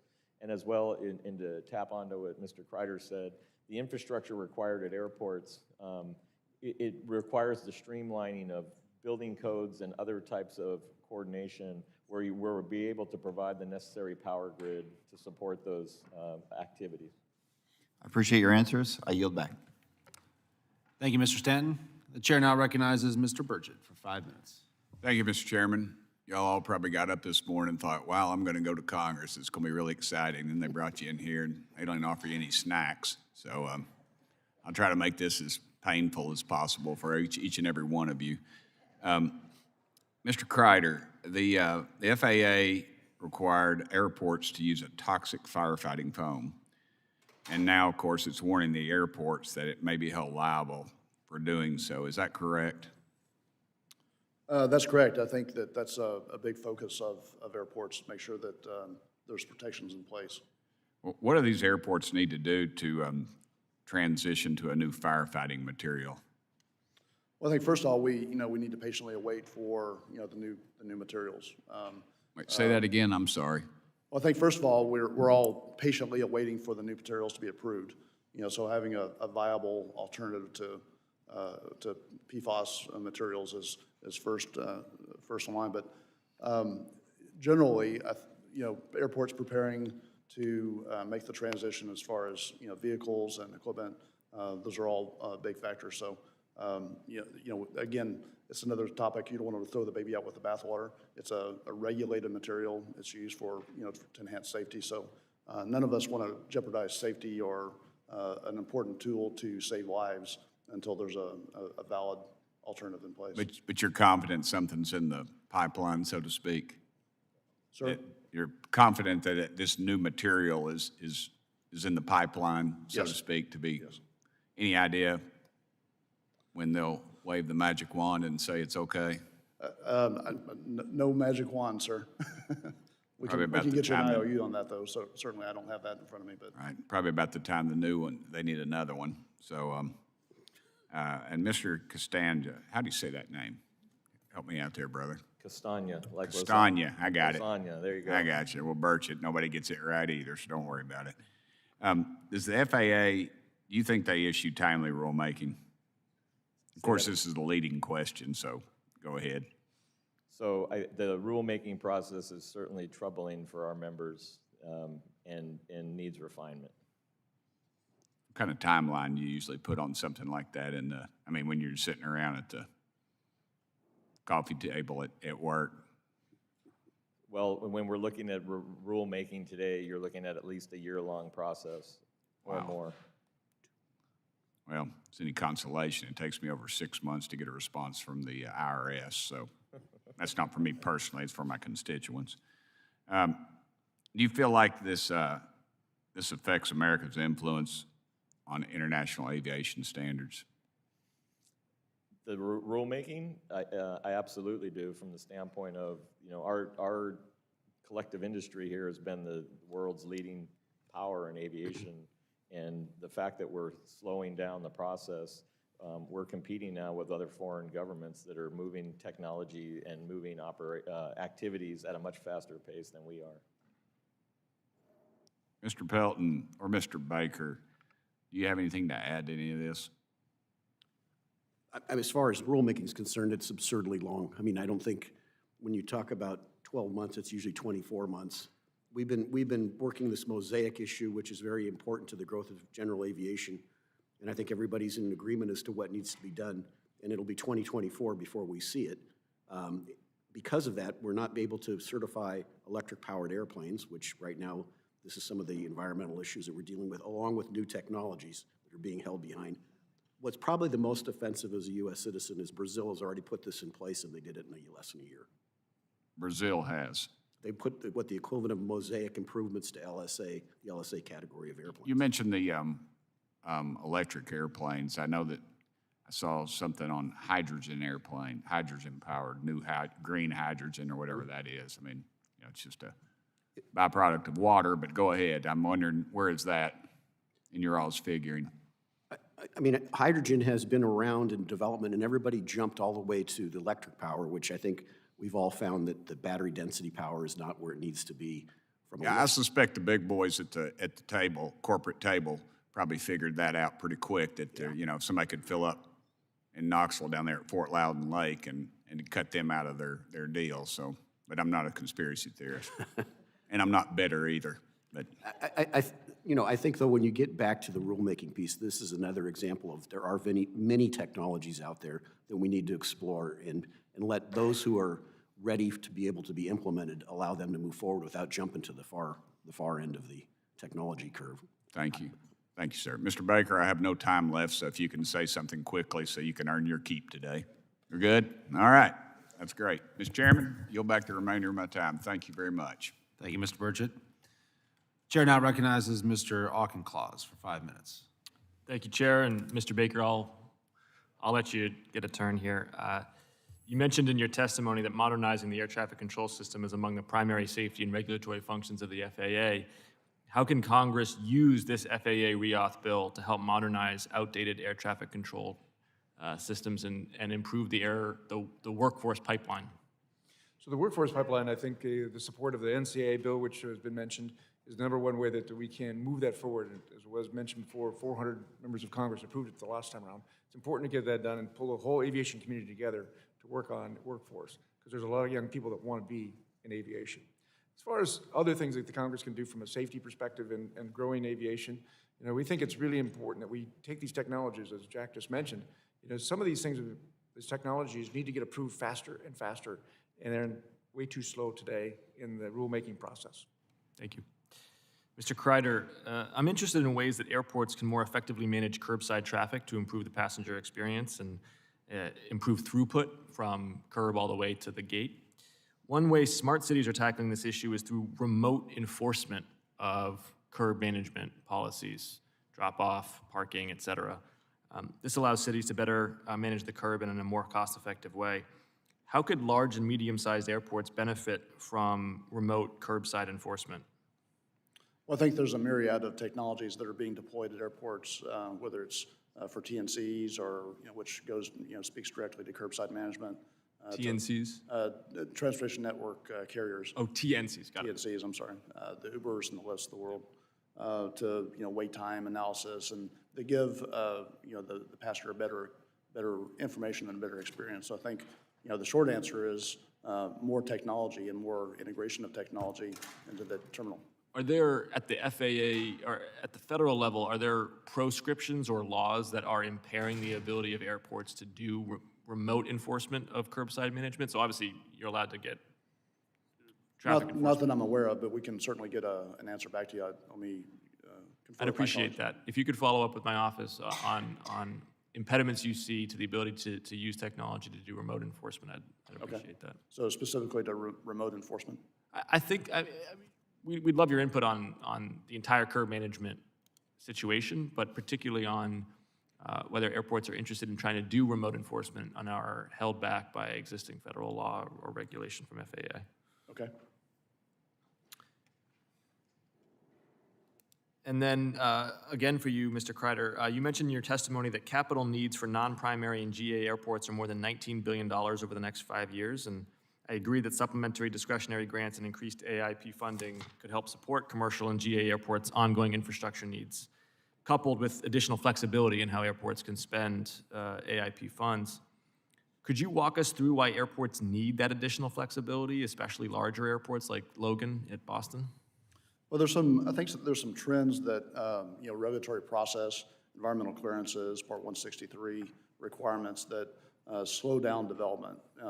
And candidly add cost to the development. So I think those are some areas that a better collaboration between the airports community, the FAA, and Congress to find the right mix.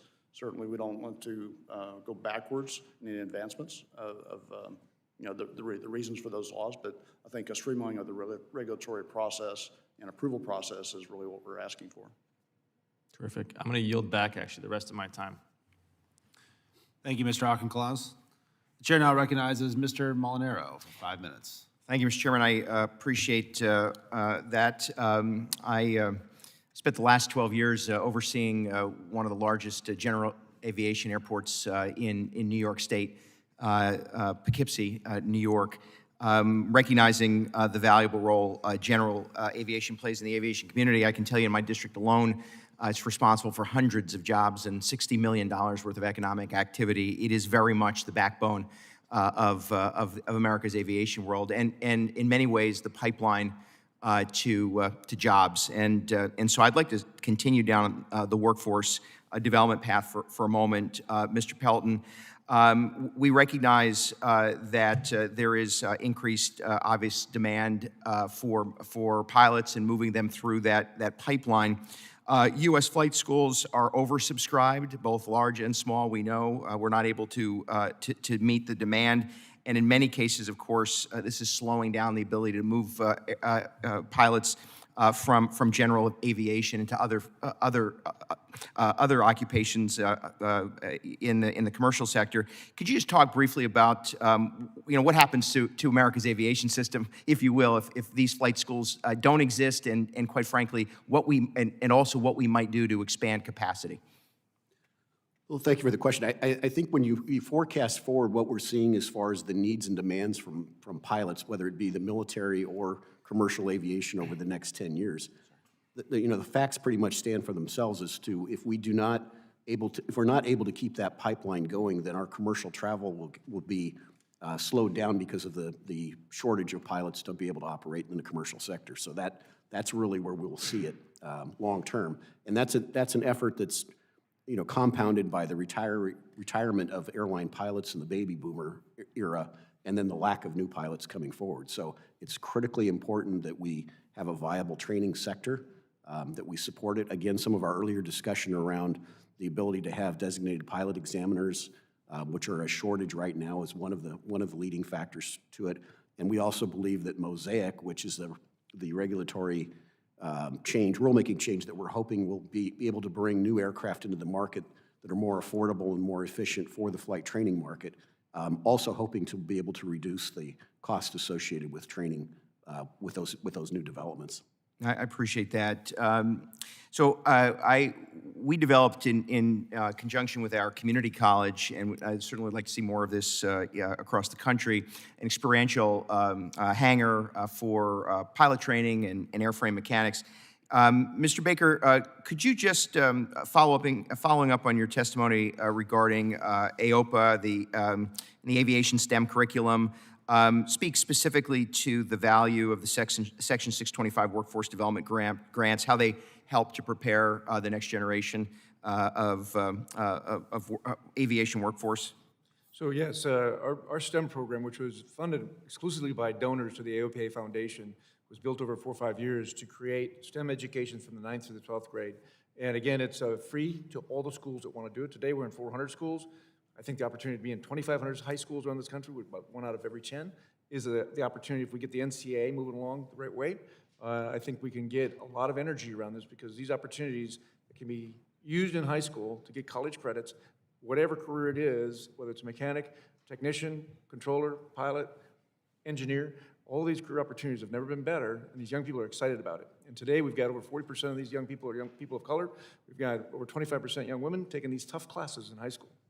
Yeah, it's truly tremendous, and the truth of the matter is, I think America does itself a disservice by not putting value on this education in K-12, and certainly then connecting to higher education in those flight schools to build out not only the workforce, but to create that connection to jobs that, quite frankly, pay exceptionally well. With the last name Molinaro, I only feel badly, Mr. Castagna, and I have nothing to ask you, but if you wanted to add, I feel like Mr. Baker was given an extra 8 seconds a few moments ago. Feel free to jump in. If I may. And then I yield, Mr. Chairman. As an adjunct professor for over 30 years and having taught at the collegiate level for aviation and airport management, I would encourage us as we look for opportunities to increase the workforce development that we go beyond the traditional air traffic controller, pilot, flight attendant, mechanic, and look for the thousands of technical jobs that are available to our workforce in the airport and aviation community, and that we expand those grant opportunities beyond the traditional roles, and we look for more widespread use of technical jobs that might not require four-year educations. Thank you. Thanks, Mr. Chairman. Thank you, Mr. Molinaro. The chair now recognizes Ms. Titus for 5 minutes. Thank you, Mr. Chairman. Well, I represent Las Vegas, so you know how important general aviation is to my district. Without it, we wouldn't have corporate planes bringing people to our conventions or individuals coming out for big events. Now we're going to have the Grand Prix right down the strip in the middle of my district, and the Super Bowl also in my district. So I'm going to see a lot of y'all's planes coming in and out, I feel like. So this is important, and I appreciate all the testimony. Last session of Congress, I worked with Mr. Larson and Mr. Garrett Graves, to include the Advanced Aviation Infrastructure Modernization Act, and that gave money to local governments, tribal governments, to modernize airports. And I wonder, as this program rolls out, if you could talk about the potential infrastructure needs that general aviation has, as opposed to regular commercial airports when it comes to AAM technology. Well, I can start. I think in our example at Kelly Field, we're building a consolidated facility that has advanced air mobility attributes to it. So preparing the electrical grid and the capacity for charging electrical vehicles. I'd like to give a shout out too, though, to the FAA. I think they've been very thoughtful. We talked about hydrogen earlier. Electric vehicles are the current, but we don't know what's going to be in the future. So I think a thoughtful consideration about how a hydrogen vehicle or a solar vehicle or a hybrid vehicle might utilize that infrastructure, I think, is also good, well-informed. So those are the ideas. And I think as airports like Kelly do more with advanced air mobility and connect up with other ecosystems like the military that's doing great things in advanced air mobility, and airports that are doing the research and development, the production, building out the ecosystem and recognizing that AAM is an important part of the future, and funding it appropriately is the right thing to do. Thank you. Anybody else? I would just add that in the design and the build of these facilities, the necessity for standards in the technology for, let's say, charging systems and connectivity to the grid between the various different user groups that we're dealing with. Much like we do with aircraft, traditional aircraft, there's a standardization process there that we follow. And so from a development standpoint of aviation facilities for AAM at airports, one of the things we're really looking to understand is what are the infrastructure requirements, what are the power needs, what are the, down to the connectivity to the actual charging unit to the aircraft, so that we can bring those technologies to market faster. It's always better to do it in advance than to have to go back and rehab it down the road, so I appreciate that. Also, I'd like to build on something that Ms. Brownlee started asking about. And in the Inflation Reduction Act, we had a credit for sustainable aviation fuel, and I wonder if there are any barriers that y'all particularly face in general aviation transitioning from leaded gas, and also if there should be allocations for GAUs. So I'll start with the SAF piece of that. Okay. We greatly appreciate the efforts of Congress to provide the tax credits, I believe, for 5 years. We'd really like to see those get pushed out in the incentives for 10 years. the supply chain obstacles that we have in getting that market, that product to market sooner is one of our challenges. In lieu of that, we are working with book and claim programs so that our users can buy the fuel where they can and book and claim it and use it in markets where the fuel is currently not available. So the credits and the incentives to bring that product to the entire country, where right now it's really on either coastline, is bringing it to the center of the country will make it more widely distributed. It will also make it, the price point of it, more competitive. I think there's an opportunity for Congress to look at, as these new fuel users come online, they're going to be very small batches of fuel being built. It's not going to be very competitive and could cost probably a little bit more than the current supply. We want to get the transition going as fast as possible and as safely as possible. So having some money set aside for these new fuels to come on board, get them introduced, whether they need new tanks, things like that, I think would be an important part of the discussion. Thank you. Well, thank you, then I yield back. Thank you, Ms. Titus. Mr. Mann? Thank you all for being here this morning. I represent the big first district of Kansas, which is 60 primarily rural counties, a little bit in the eastern, a lot in the central, and the entire western part of our state. Transportation infrastructure is vitally important. There's a strong relationship between the Kansas economy and aviation, has been for decades. Our state's system of commercial service and general aviation airports provide the gateway to the nation's air transportation system and the world's economy for our businesses. Aviation ranks second in economic impact in our state of Kansas, only after agriculture. The Big First, my district, is home to 39 general aviation airports, with Kansas having a total of 73. Our airports support thousands of jobs and billions of dollars in economic activity, which is why it's imperative that aviation safety remain a top priority. One of the FAA's most successful government industry partnerships, in my view, is the FAA Contract Tower Program, which enhances safety in our country, improves air traffic control services, and has increased savings to taxpayers. There are currently 262 airports in 46 states that participate in the Contract Tower Program, which you all know. 8 of those are located in Kansas. This critical air traffic safety program is important to maintain and develop general aviation activity and supports DoD flight training operations and military readiness, as well as pilot flight schools all across the country. It's also important to note that contract towers account for approximately 1/3 of all tower operations in the nation, and about 70% of contract controllers are veterans. Couple questions for Mr. Kreider. What benefits does the contract tower program provide the national airspace system, especially or specifically for the general aviation community?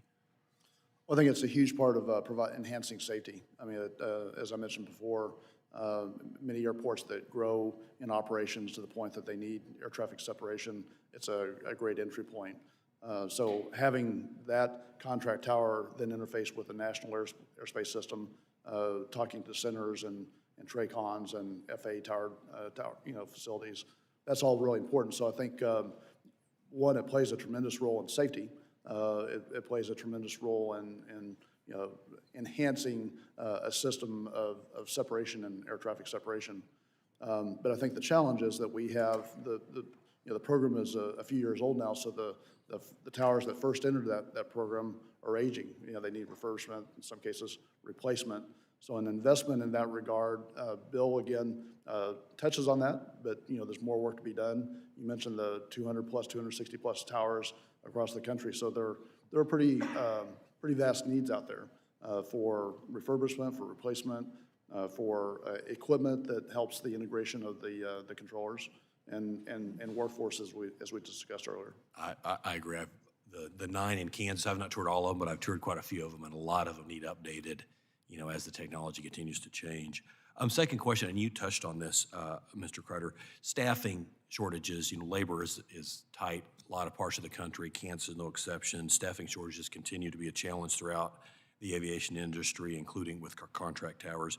Do you have any thoughts on how FAA and the industry can work collaboratively to really address staffing challenges at these towers, and what do we need to do to really help improve the situation and to truly move the needle? Well, I think there's some specifics like we discussed earlier, looking at the labor rates, increasing the pipeline, but whether it's pilots or controllers or maintainers, I think the system, and Mr. Castagna touched on this, it's really a system and a network of labor that's important. And I think communities, one example in San Antonio, what I mentioned in my testimony, we opened a innovation center that invites and brings young people to the airport, a couple hundred yards from Kelly Field, in an environment that introduces them to STEM, STEM and technologies and robotics and cybersecurity and flight simulators, gaming, all the things that are transportable to the skill sets in aviation. And I think that, maybe that's transportable to other communities and other states because at the end of the day, communities and airports have the opportunity to integrate some of the great curriculum, the great touches that we've talked about earlier locally. In our case, Kelly Field has a legacy of being in the ladder to the middle class. So we're really anxious and passionate about getting the thousands of young people and students that come from, frankly, socioeconomically depressed communities through the Innovation Center, get them excited about aerospace, excited about robotics, excited about applied technologies. Because our industries that are there on the campus, like Boeing and Standard Air and others, they need that workforce for the future. And so I think that communities can play that role in that workforce pipeline. I agree. Thank you. Again, y'all for being here, and with that, I yield back. Thank you, Mr. Mann. The chair now recognizes Mrs. Peltola for 5 minutes. Thank you, Mr. Chairman. Good morning. This has been fun listening to this morning. It seems like the prerequisite to get on the subcommittee is to have logbook hours but no pilot's license. That's the trend I'm seeing here. But I really appreciated your comments, Mr. Baker, and especially your comments in regard to improving weather cams and weather stations in Alaska. Even 20 years ago or 10 years ago, pilots, let's say out of Bethel, would call the village agent to find out what the weather was. And my favorite answer was, "It's good. I can see my four-wheel." So I know agents are being trained to be a lot more specific about like visibility and ceiling and wind direction and all of that. But we're really grateful for the weather cams and weather station improvements. Weather can be fast changing as it is everywhere, but in Alaska, you fly such great distances to get where you're going. I really appreciate how many comments have been made about the dependence Alaskans have on our airfields. But I'm wondering, Mr. Baker, if you could share with us what the committee can do to help these efforts. Thank you on that question. Yeah, I've flown the great state of Alaska on a float plane every year, and it's a great place to fly, but those weather cameras are critical. And looking into those canyons and understanding if there's a fog bank or rain or moisture, whatever else is going to inhibit your ability to stay VFR flying through that part of Alaska. So we've had some interruptions from time to time where they haven't been able to keep them up. It seems like they're better today than they have been for a while, but it's really critical. We're now starting to take some of that learnings from Alaska and employ those cameras in the lower 48 and some of the Rocky Mountain areas where there is no weather forecasting or broadcasting or no station to do that. So it's one of the areas of funding for the FAA to make sure that they can support that from a safety perspective, and lower routes for Alaska particularly, where the weather is down an awful lot, as we know, and the rain, but they've now just put in some lower routes in the Alaska so you can take a VFR corridor and stay at a very low altitude and know where you're at. So I think the Congress can do between the things we need to get the funding for, like I mentioned before, the hangars and transit ramp spaces and things like that that keep aviation safe and moving, as well as keeping people aware of all the weather things. Thank you, Mr. Chairman. I'll yield back my time. Thank you. Thank you, Mrs. Peltola. And the chair now recognizes Mr. D'Esposito. Thank you, Mr. Chairman, and good morning, everyone. It's still morning. I represent the 4th Congressional District on Long Island in New York. My district is just blocks away from JFK Airport, and most of my constituents, if they are flying anywhere, would utilize LaGuardia, JFK, or perhaps MacArthur out in Islip. On January 13th, 2 planes had a close call at JFK Airport. A Delta flight had to abort its takeoff when an American Airlines flight had crossed over into its path from an adjacent taxiway. They were approximately 1,000 feet from one another, which is obviously dangerously close. Thanks to the staff at the tower, the Delta plane was able to cancel their trajectory before any serious damage occurred. A few days later, a JetBlue plane scheduled to depart from JFK bumped into an unoccupied aircraft. The airlines and the FAA say this happened during pushback, which occurs when an aircraft is pushed back from its parked position at the gate before heading toward the tarmac to take flight. Thankfully, no one was hurt. However, these events underscore the importance of runway safety. Mr. Baker, what additional measure can the FAA do to ensure we have runway safety measures in place at our airports? Because it seems like these issues are happening more often. Certainly, there's a lot of new players and people in aviation today, and making sure that the training is in place at all of these different activities, whether it be a control tower, whether it be a ramp management. The good news is aviation is growing and booming. The other thing that comes along with that is a lot of new players. in Understood. aviation, so reinforcing the training. Okay, thank you. And what are the AOPA's priorities for the FAA reauthorization that will advance implementing safety measures as well as training? So, the big things that we believe in safety is the number one thing is keeping low lead fuel available until we have the safe transition to the unleaded fuel. It's the number one priority because we believe we should get rid of low lead fuel, but we need to do it in a safe, meaningful, methodical way, an airport at a time. And to get the funding in place to make sure that that happens is the number one safety issue that we look at for the Congress to give guidance to. Okay, thank you. Mr. Chairman, I yield back my time. Thank you, Mr. D'Esposito. The chair now recognizes Mr. Johnson for 5 minutes. Thank you, Mr. Chairman, for holding this hearing, and I thank the witnesses for your time and attention and for your testimony. While commercial aviation consumes much of our attention, it is general aviation that plays a huge role in providing foundational flight activities such as business travel, humanitarian aid, environmental conservation, and many others. DeKalb Peachtree Airport is in my district in Georgia and has averaged about 228,000 operations per year over the past 30 years. It's the second busiest airport in the state of Georgia in its number of operations, only behind Hartsfield-Jackson Atlanta International Airport.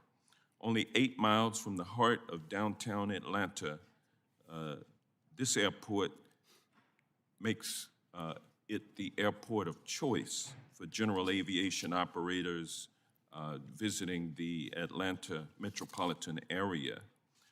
I have some questions. Mr.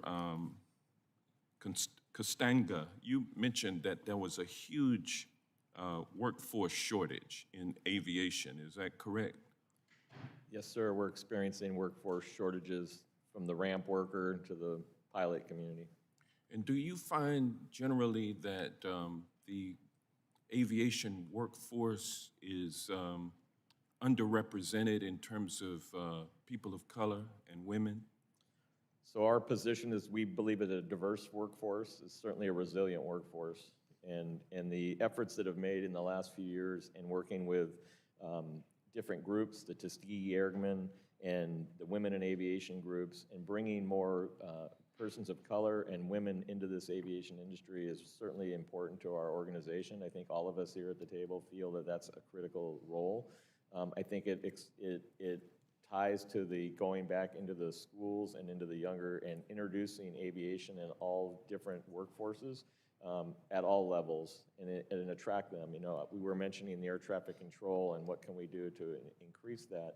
Really open the kimono to a bit and introduce the air traffic control world down to those community groups and open them up. Where the FAA had a program that's, I don't think, active now during the pandemic, where you could actually book tours and go visit air traffic control facilities and bring student groups to go see those.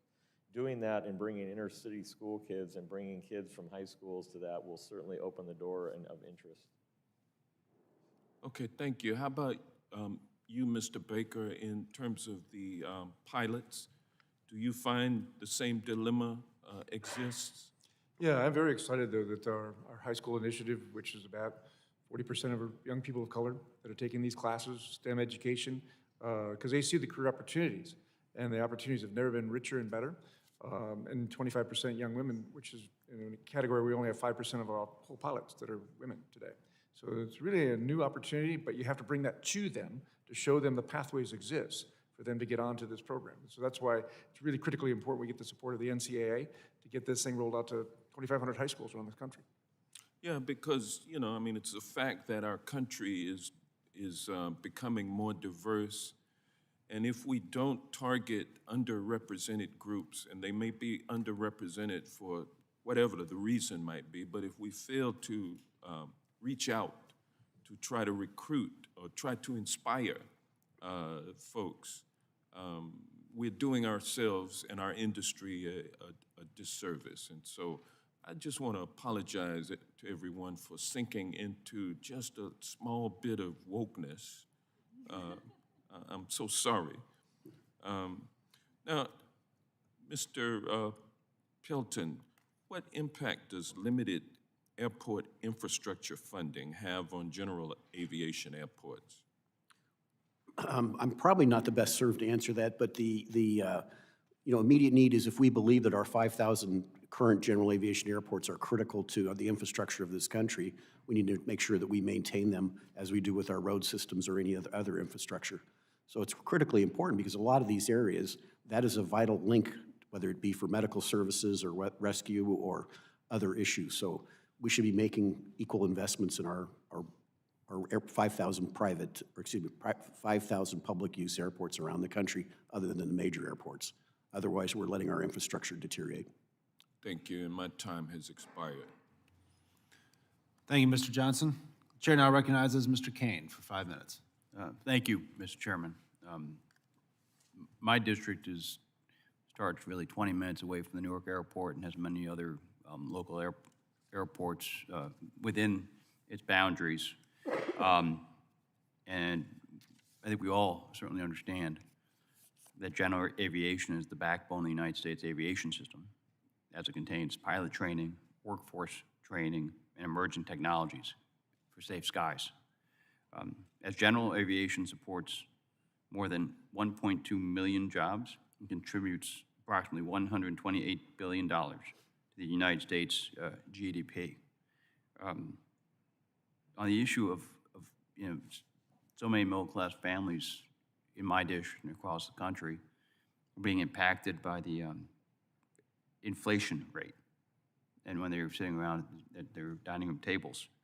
But many do not realize that the inflation is hitting the aviation and the aviation construction industry as well. Mr.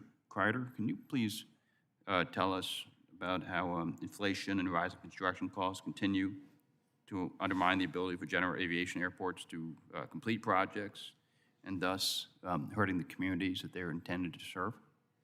Absolutely. I think the short answer is that the dollar just doesn't go as far with inflation and frankly, competition. One of the unintended consequences of so much investment in infrastructure is that airports compete with road projects and many other dimensions to get those needed pieces of work done.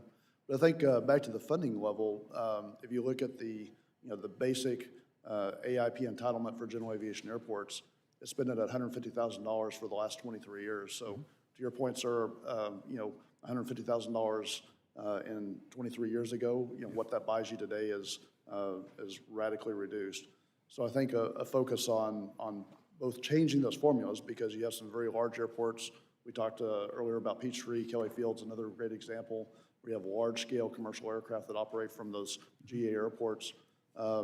Understanding and differentiating how that entitlement and that funding works is important, and then also recognizing that there's both pressure on competition and inflation at play that just doesn't buy you as much as it did a few years ago.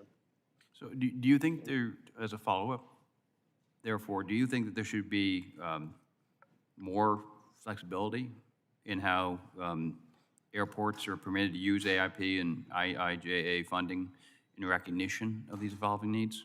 And specifically, what type of flexibility should this committee consider?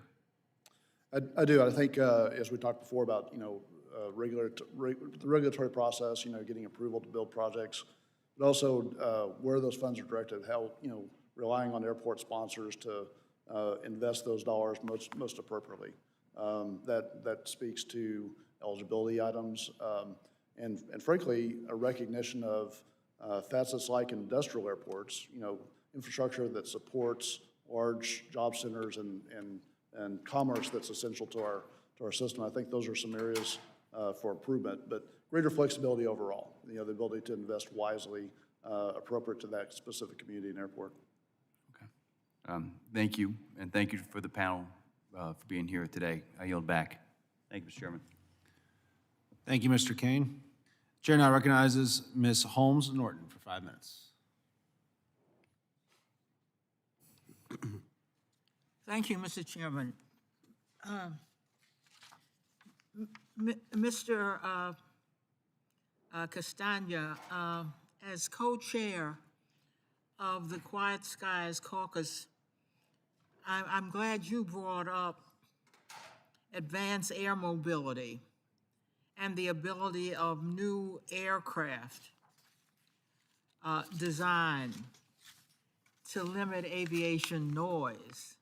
Can you speak more to the benefits of AAM technologies and the necessity of integrating them into the regulatory system of the FAA and the infrastructure of general aviation airports? Thank you, Congressman.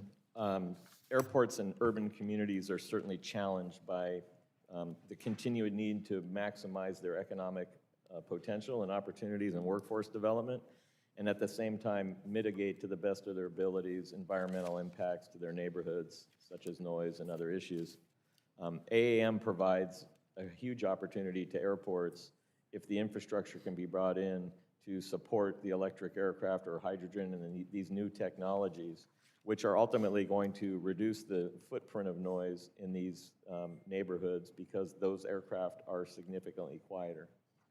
So the advent of electric aircraft or hydrogen aircraft and these technologies will have ultimately a direct impact to airport operations, where airports themselves are the natural introduction point for these types of activities, where they ultimately want to establish footholds inside communities off airport. The airport provides the first opportunity for the AAM community to introduce operations into the airspace system. Thank you. Mr. Baker, in your testimony, you mentioned the need to maintain a qualified workforce in the general aviation sector. You reported that nearly half of AOPA Foundation's curriculum students are students of color and 20% are women. What measures can IOPA and others in general aviation sector are they taking to increase diversity in training and hiring to meet the employment goals of companies like Boeing? So I believe that the opportunity for the whole industry, and again, under the form of the National Center for the Advancement of Aviation, is getting everybody on the same page. We see lots of young people that want to be in these aviation careers, and we've seen the success of our program, the 9th through the 12th grade, and again, many inner city schools, rural schools, home schools, all kinds of high schools that we are now in 400. I think the opportunity to be in 1 out of every 10, 2,500 high schools in this country is a real opportunity to create that exposure, create the pathways, and get the whole industry working together to solve this problem and create opportunities that have never been better. Thank you for that response. Mr. Kreider, you mentioned that Port San Antonio has expanded its outreach to recruit students in lower social economic status in order to build up the industry's workforce. How can this recruitment to historically underserved communities, how has this recruitment to underserved communities benefited the maintenance of your workforce? Well, I think it's been a success. The Innovation Center I described earlier not only introduces young people to careers and opportunities of the future, but it provides a place and a space for industrial aerospace operators to recruit. So we've experienced a variety of internships, hands-on experiences, as well as just direct awareness of opportunities. So it's really connective tissue. It's the Innovation Center serves as a place to introduce students, but it also allows great organizations like AOPA, EAA, 99s, the Girls Inc., many of those communities that have the diversity that the companies desire, brings them together and allows a recruiting forum so that a pathway to success is established. And that may be internships, that may be exposure, that may be just counsel. So it's really a space where all those things can happen. Thank you very much. My time has expired. Thank you, Ms. Holmes-Norton. Chair now recognizes Mrs. Davids. Thank you, and thank you to our witnesses today for coming in. We've heard a lot about the FAA reauthorization that's coming up, and it's obviously a critical piece of legislation for the entire country, but I definitely appreciate the opportunity to have a discussion about the future of our national airspace and what that might look like. And obviously, we all want the United States to continue to be the gold standard. But we're going to have a challenge. We've heard a little bit about this of constructing things, but also of constructing a bill that is going to promote these innovative technologies that we have, and certainly the businesses that are right here at home that can do that. One of the things that I have been very focused on and was very happy and proud to get to work on in the last session of Congress with now chairman of this subcommittee, Garrett Graves, was the Advanced Air Mobility Coordination and Leadership Act. And we got that across the finish line. It's going to establish an interagency working group to plan and coordinate those efforts. And again, we've heard a bunch about this already, and so I do want to, Mr. Castagna, I know in your written testimony, you talked about NATA's Advanced Air Mobility Committee, and then we heard you, I think when Mr. Stanton was asking about the recommendations that you all might be making. I'm definitely very curious about the, not just the role that your Air Mobility Committee is going to be playing, but how you think we should be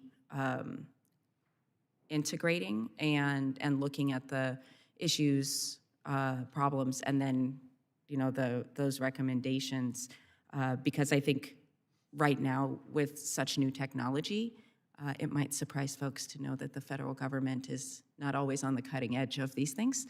And I would hate to see what happened when drones were really starting to come on the scene to similarly happen with advanced air mobility. So if you want to talk a little bit about that, and then Mr. Kreider, I know you have some comments and thoughts if you want to expand on those, because I know you started talking a little bit about the infrastructure needs that we're going to have going forward. So thank you. I would just start by saying, so we established the committee since we have existing members that are flying traditional aircraft for charter and other types of activities, where we see there was a nexus between those operators following those same federal guidelines that would apply to the AAM community. So having those two community groups talking to each other and where we could support one another for that integration, we thought was critical. As well, the AAM community needs to work through the certification process for their aircraft, and we know that that's been a challenge just from the traditional aircraft process. We know that they're in that same complicated network, and it's delaying their integration into the airspace. And then lastly, I would just say, for our businesses that are based at the airport, introducing those into the airspace in such a way that we can introduce them to communities and establishing, let's say, arrival and departure procedures and things that are sensitive to an airport's community and can operate safely and efficiently.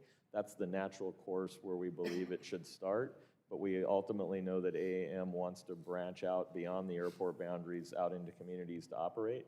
but the airport environment provides that first exposure to do so and introduce it safely. And I would add on a little bit, I think an intentional investment and funding that addresses AAM is prudent. We don't want to be a situation where investment in advanced air mobility reprioritize or shuffles or subordinates safety projects and other needed projects. But I think an intentional investment in that is important. We're, as I mentioned before, investing in a facility that accommodates AEM in addition to other things. But I think more of that as the vehicles come online. And also an awareness that, it's electric today, but it's going to be, who knows what the future will play. Thank you. And Mr. Castagna, I probably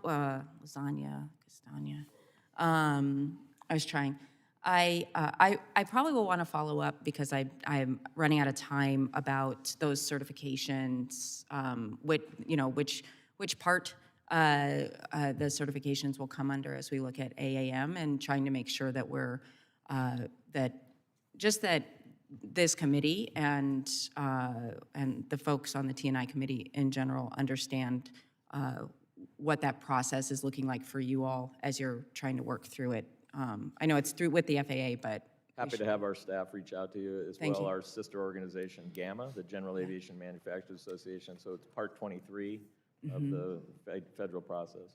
okay. Thank you so much. I yield back. Thank you, Ms. Davids. Chair now recognizes Mr. Payne for 5 minutes. Thank you, Mr. Chairman, and congratulations on being chosen as chairman of this committee. Mr. Castagna, how was that? That's close. All right.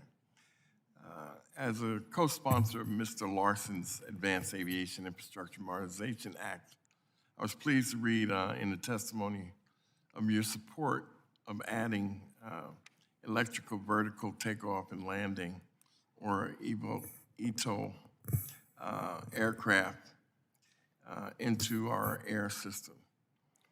Is it possible that commercial vertical vehicles service could begin in the next few years under the FAA reauthorization?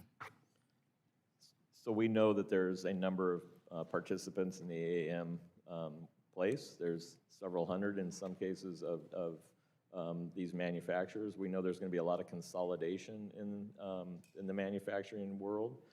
But at the top of the pinnacle today of those different companies, some are farther along in their certification process. Some have aspirations to being in the air on the West Coast, where there's a large focus for the Olympics, where they introduced this model for transportation. So to answer your question, I think it's realistically possible. I don't think it will be widespread throughout the country, but I think you'll see it in certain urban markets where they see an opportunity where the connectivity to the urban air mobility for various transportation modes can take place. Thank you. And in light of this, what priorities should the committee consider that would make this transportation successful and sustainable? So I think the conformity or consistency in the regulations that exist today that we're operating under for Part 135 and other types of regulations, including the certification, that we apply those standards consistently to those operators so that they're following the same path as our traditional aircraft operations are. Thank you.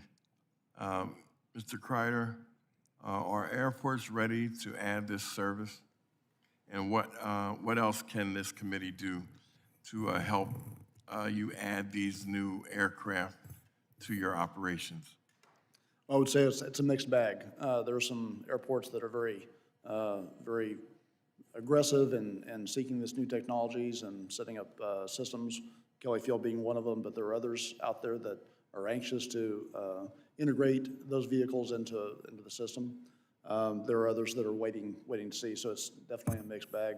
But I think, as Mr. Castagna said, that being ready for that through electrical grid, through standards, through standardization of charging stations, the takeoff and landing processes and procedures, all that standardization and all that pre-work, it's not too early to start. So I think that that's the work before us, as it was said here today. Thank you. And now, Mr. Baker, over the past few years, we've seen a huge increase in the commercial use of unscrewed systems, both remotely and piloted and autonomous. How can this committee help prepare the general aviation pilots to deal with these new entrants to our airspace? So we welcome all the new entrants into the airspace. We think it's good for the economy. We think it's good for the technology that we can apply to general aviation as well. One of the things that we feel very strongly about is we don't want to add any more technology into the cockpit of a busy airplane, the most busiest time when you're below 500 feet coming in and going from an airport. So by not allowing any or requiring any mandated more equipment, we already have ADS-B. What we've always done in general aviation is see and avoid or detect and avoid. Those rules still have to apply as we add new entrants to the airspace. Thank you. And Mr. Chairman, I'm excited. I'm actually going to yield back 32 seconds. Thank you. Very well done, Mr. Payne. I'm impressed. The chair now recognizes Mr. Carbajal for 5 minutes. Thank you, Mr. Chair. I'll take those extra seconds. I'm kidding. Mr. Kreider, as we move forward with advancements in technology, specifically low and zero emission aircraft and sustainable aviation fuels, SAF, we have an opportunity to decarbonize our skies to make air travel greener. Some of the new developments include full or hybrid electric aircrafts, which the FAA is working to develop a regulatory framework for certification and operation of them. From your perspective, what are the infrastructure needs to promote SAF and the use of hybrid or fully electric aircraft? And do you have any specific recommendations for us as we draft the FAA reauthorization? I think for the fuels piece, certainly the infrastructure, the fuel systems, being prepared for that transition. Again, not prematurely, but being ready for when the transition takes place. On the electric and the emerging technologies front, electrification is going to be the big thing, especially at commercial airports that are already facing demands for electric charging stations for vehicles, for rental cars, for privately owned vehicles. So that's only amplified by the electric vertical takeoff and landing, which have a fairly high requirement for electricity. So I think capacity in the grid, abilities to charge, compatibility from one aircraft to the other, standards, those are all things that are important next steps and perhaps opportunities for this reauthorization bill to consider. Thank you. Mr. Kreider, the Airport Improvement Program is a critical source of federal funding for capital airport projects. In your written testimony, you have an extensive list of recommendations to improve that program.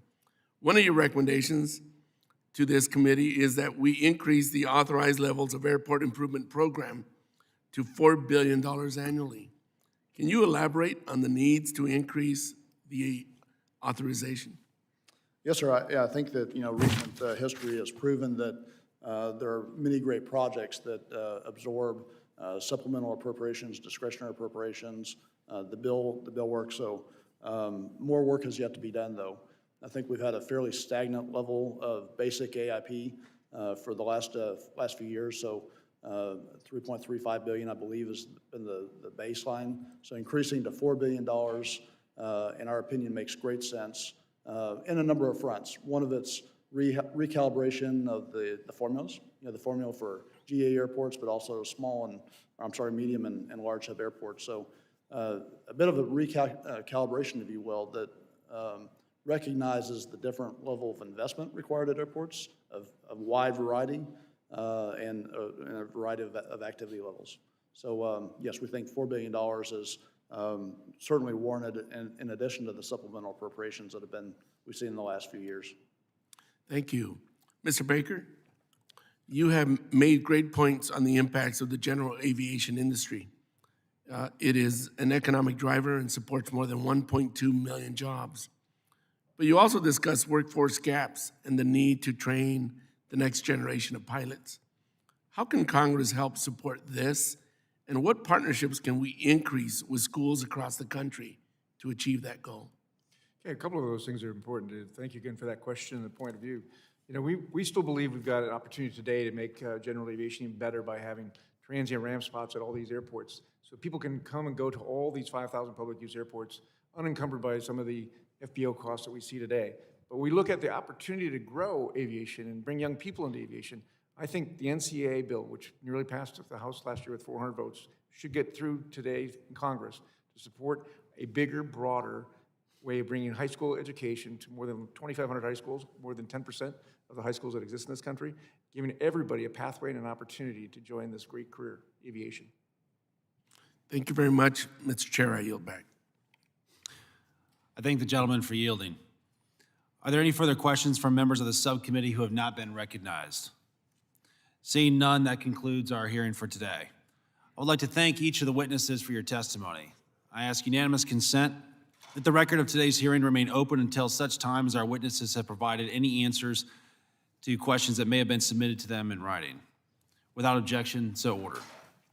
I also ask unanimous consent that the record remain open for 15 days for any additional comments and information submitted by members or witnesses to be included in the record of today's hearing. Without objection, so ordered. The committee stands adjourned.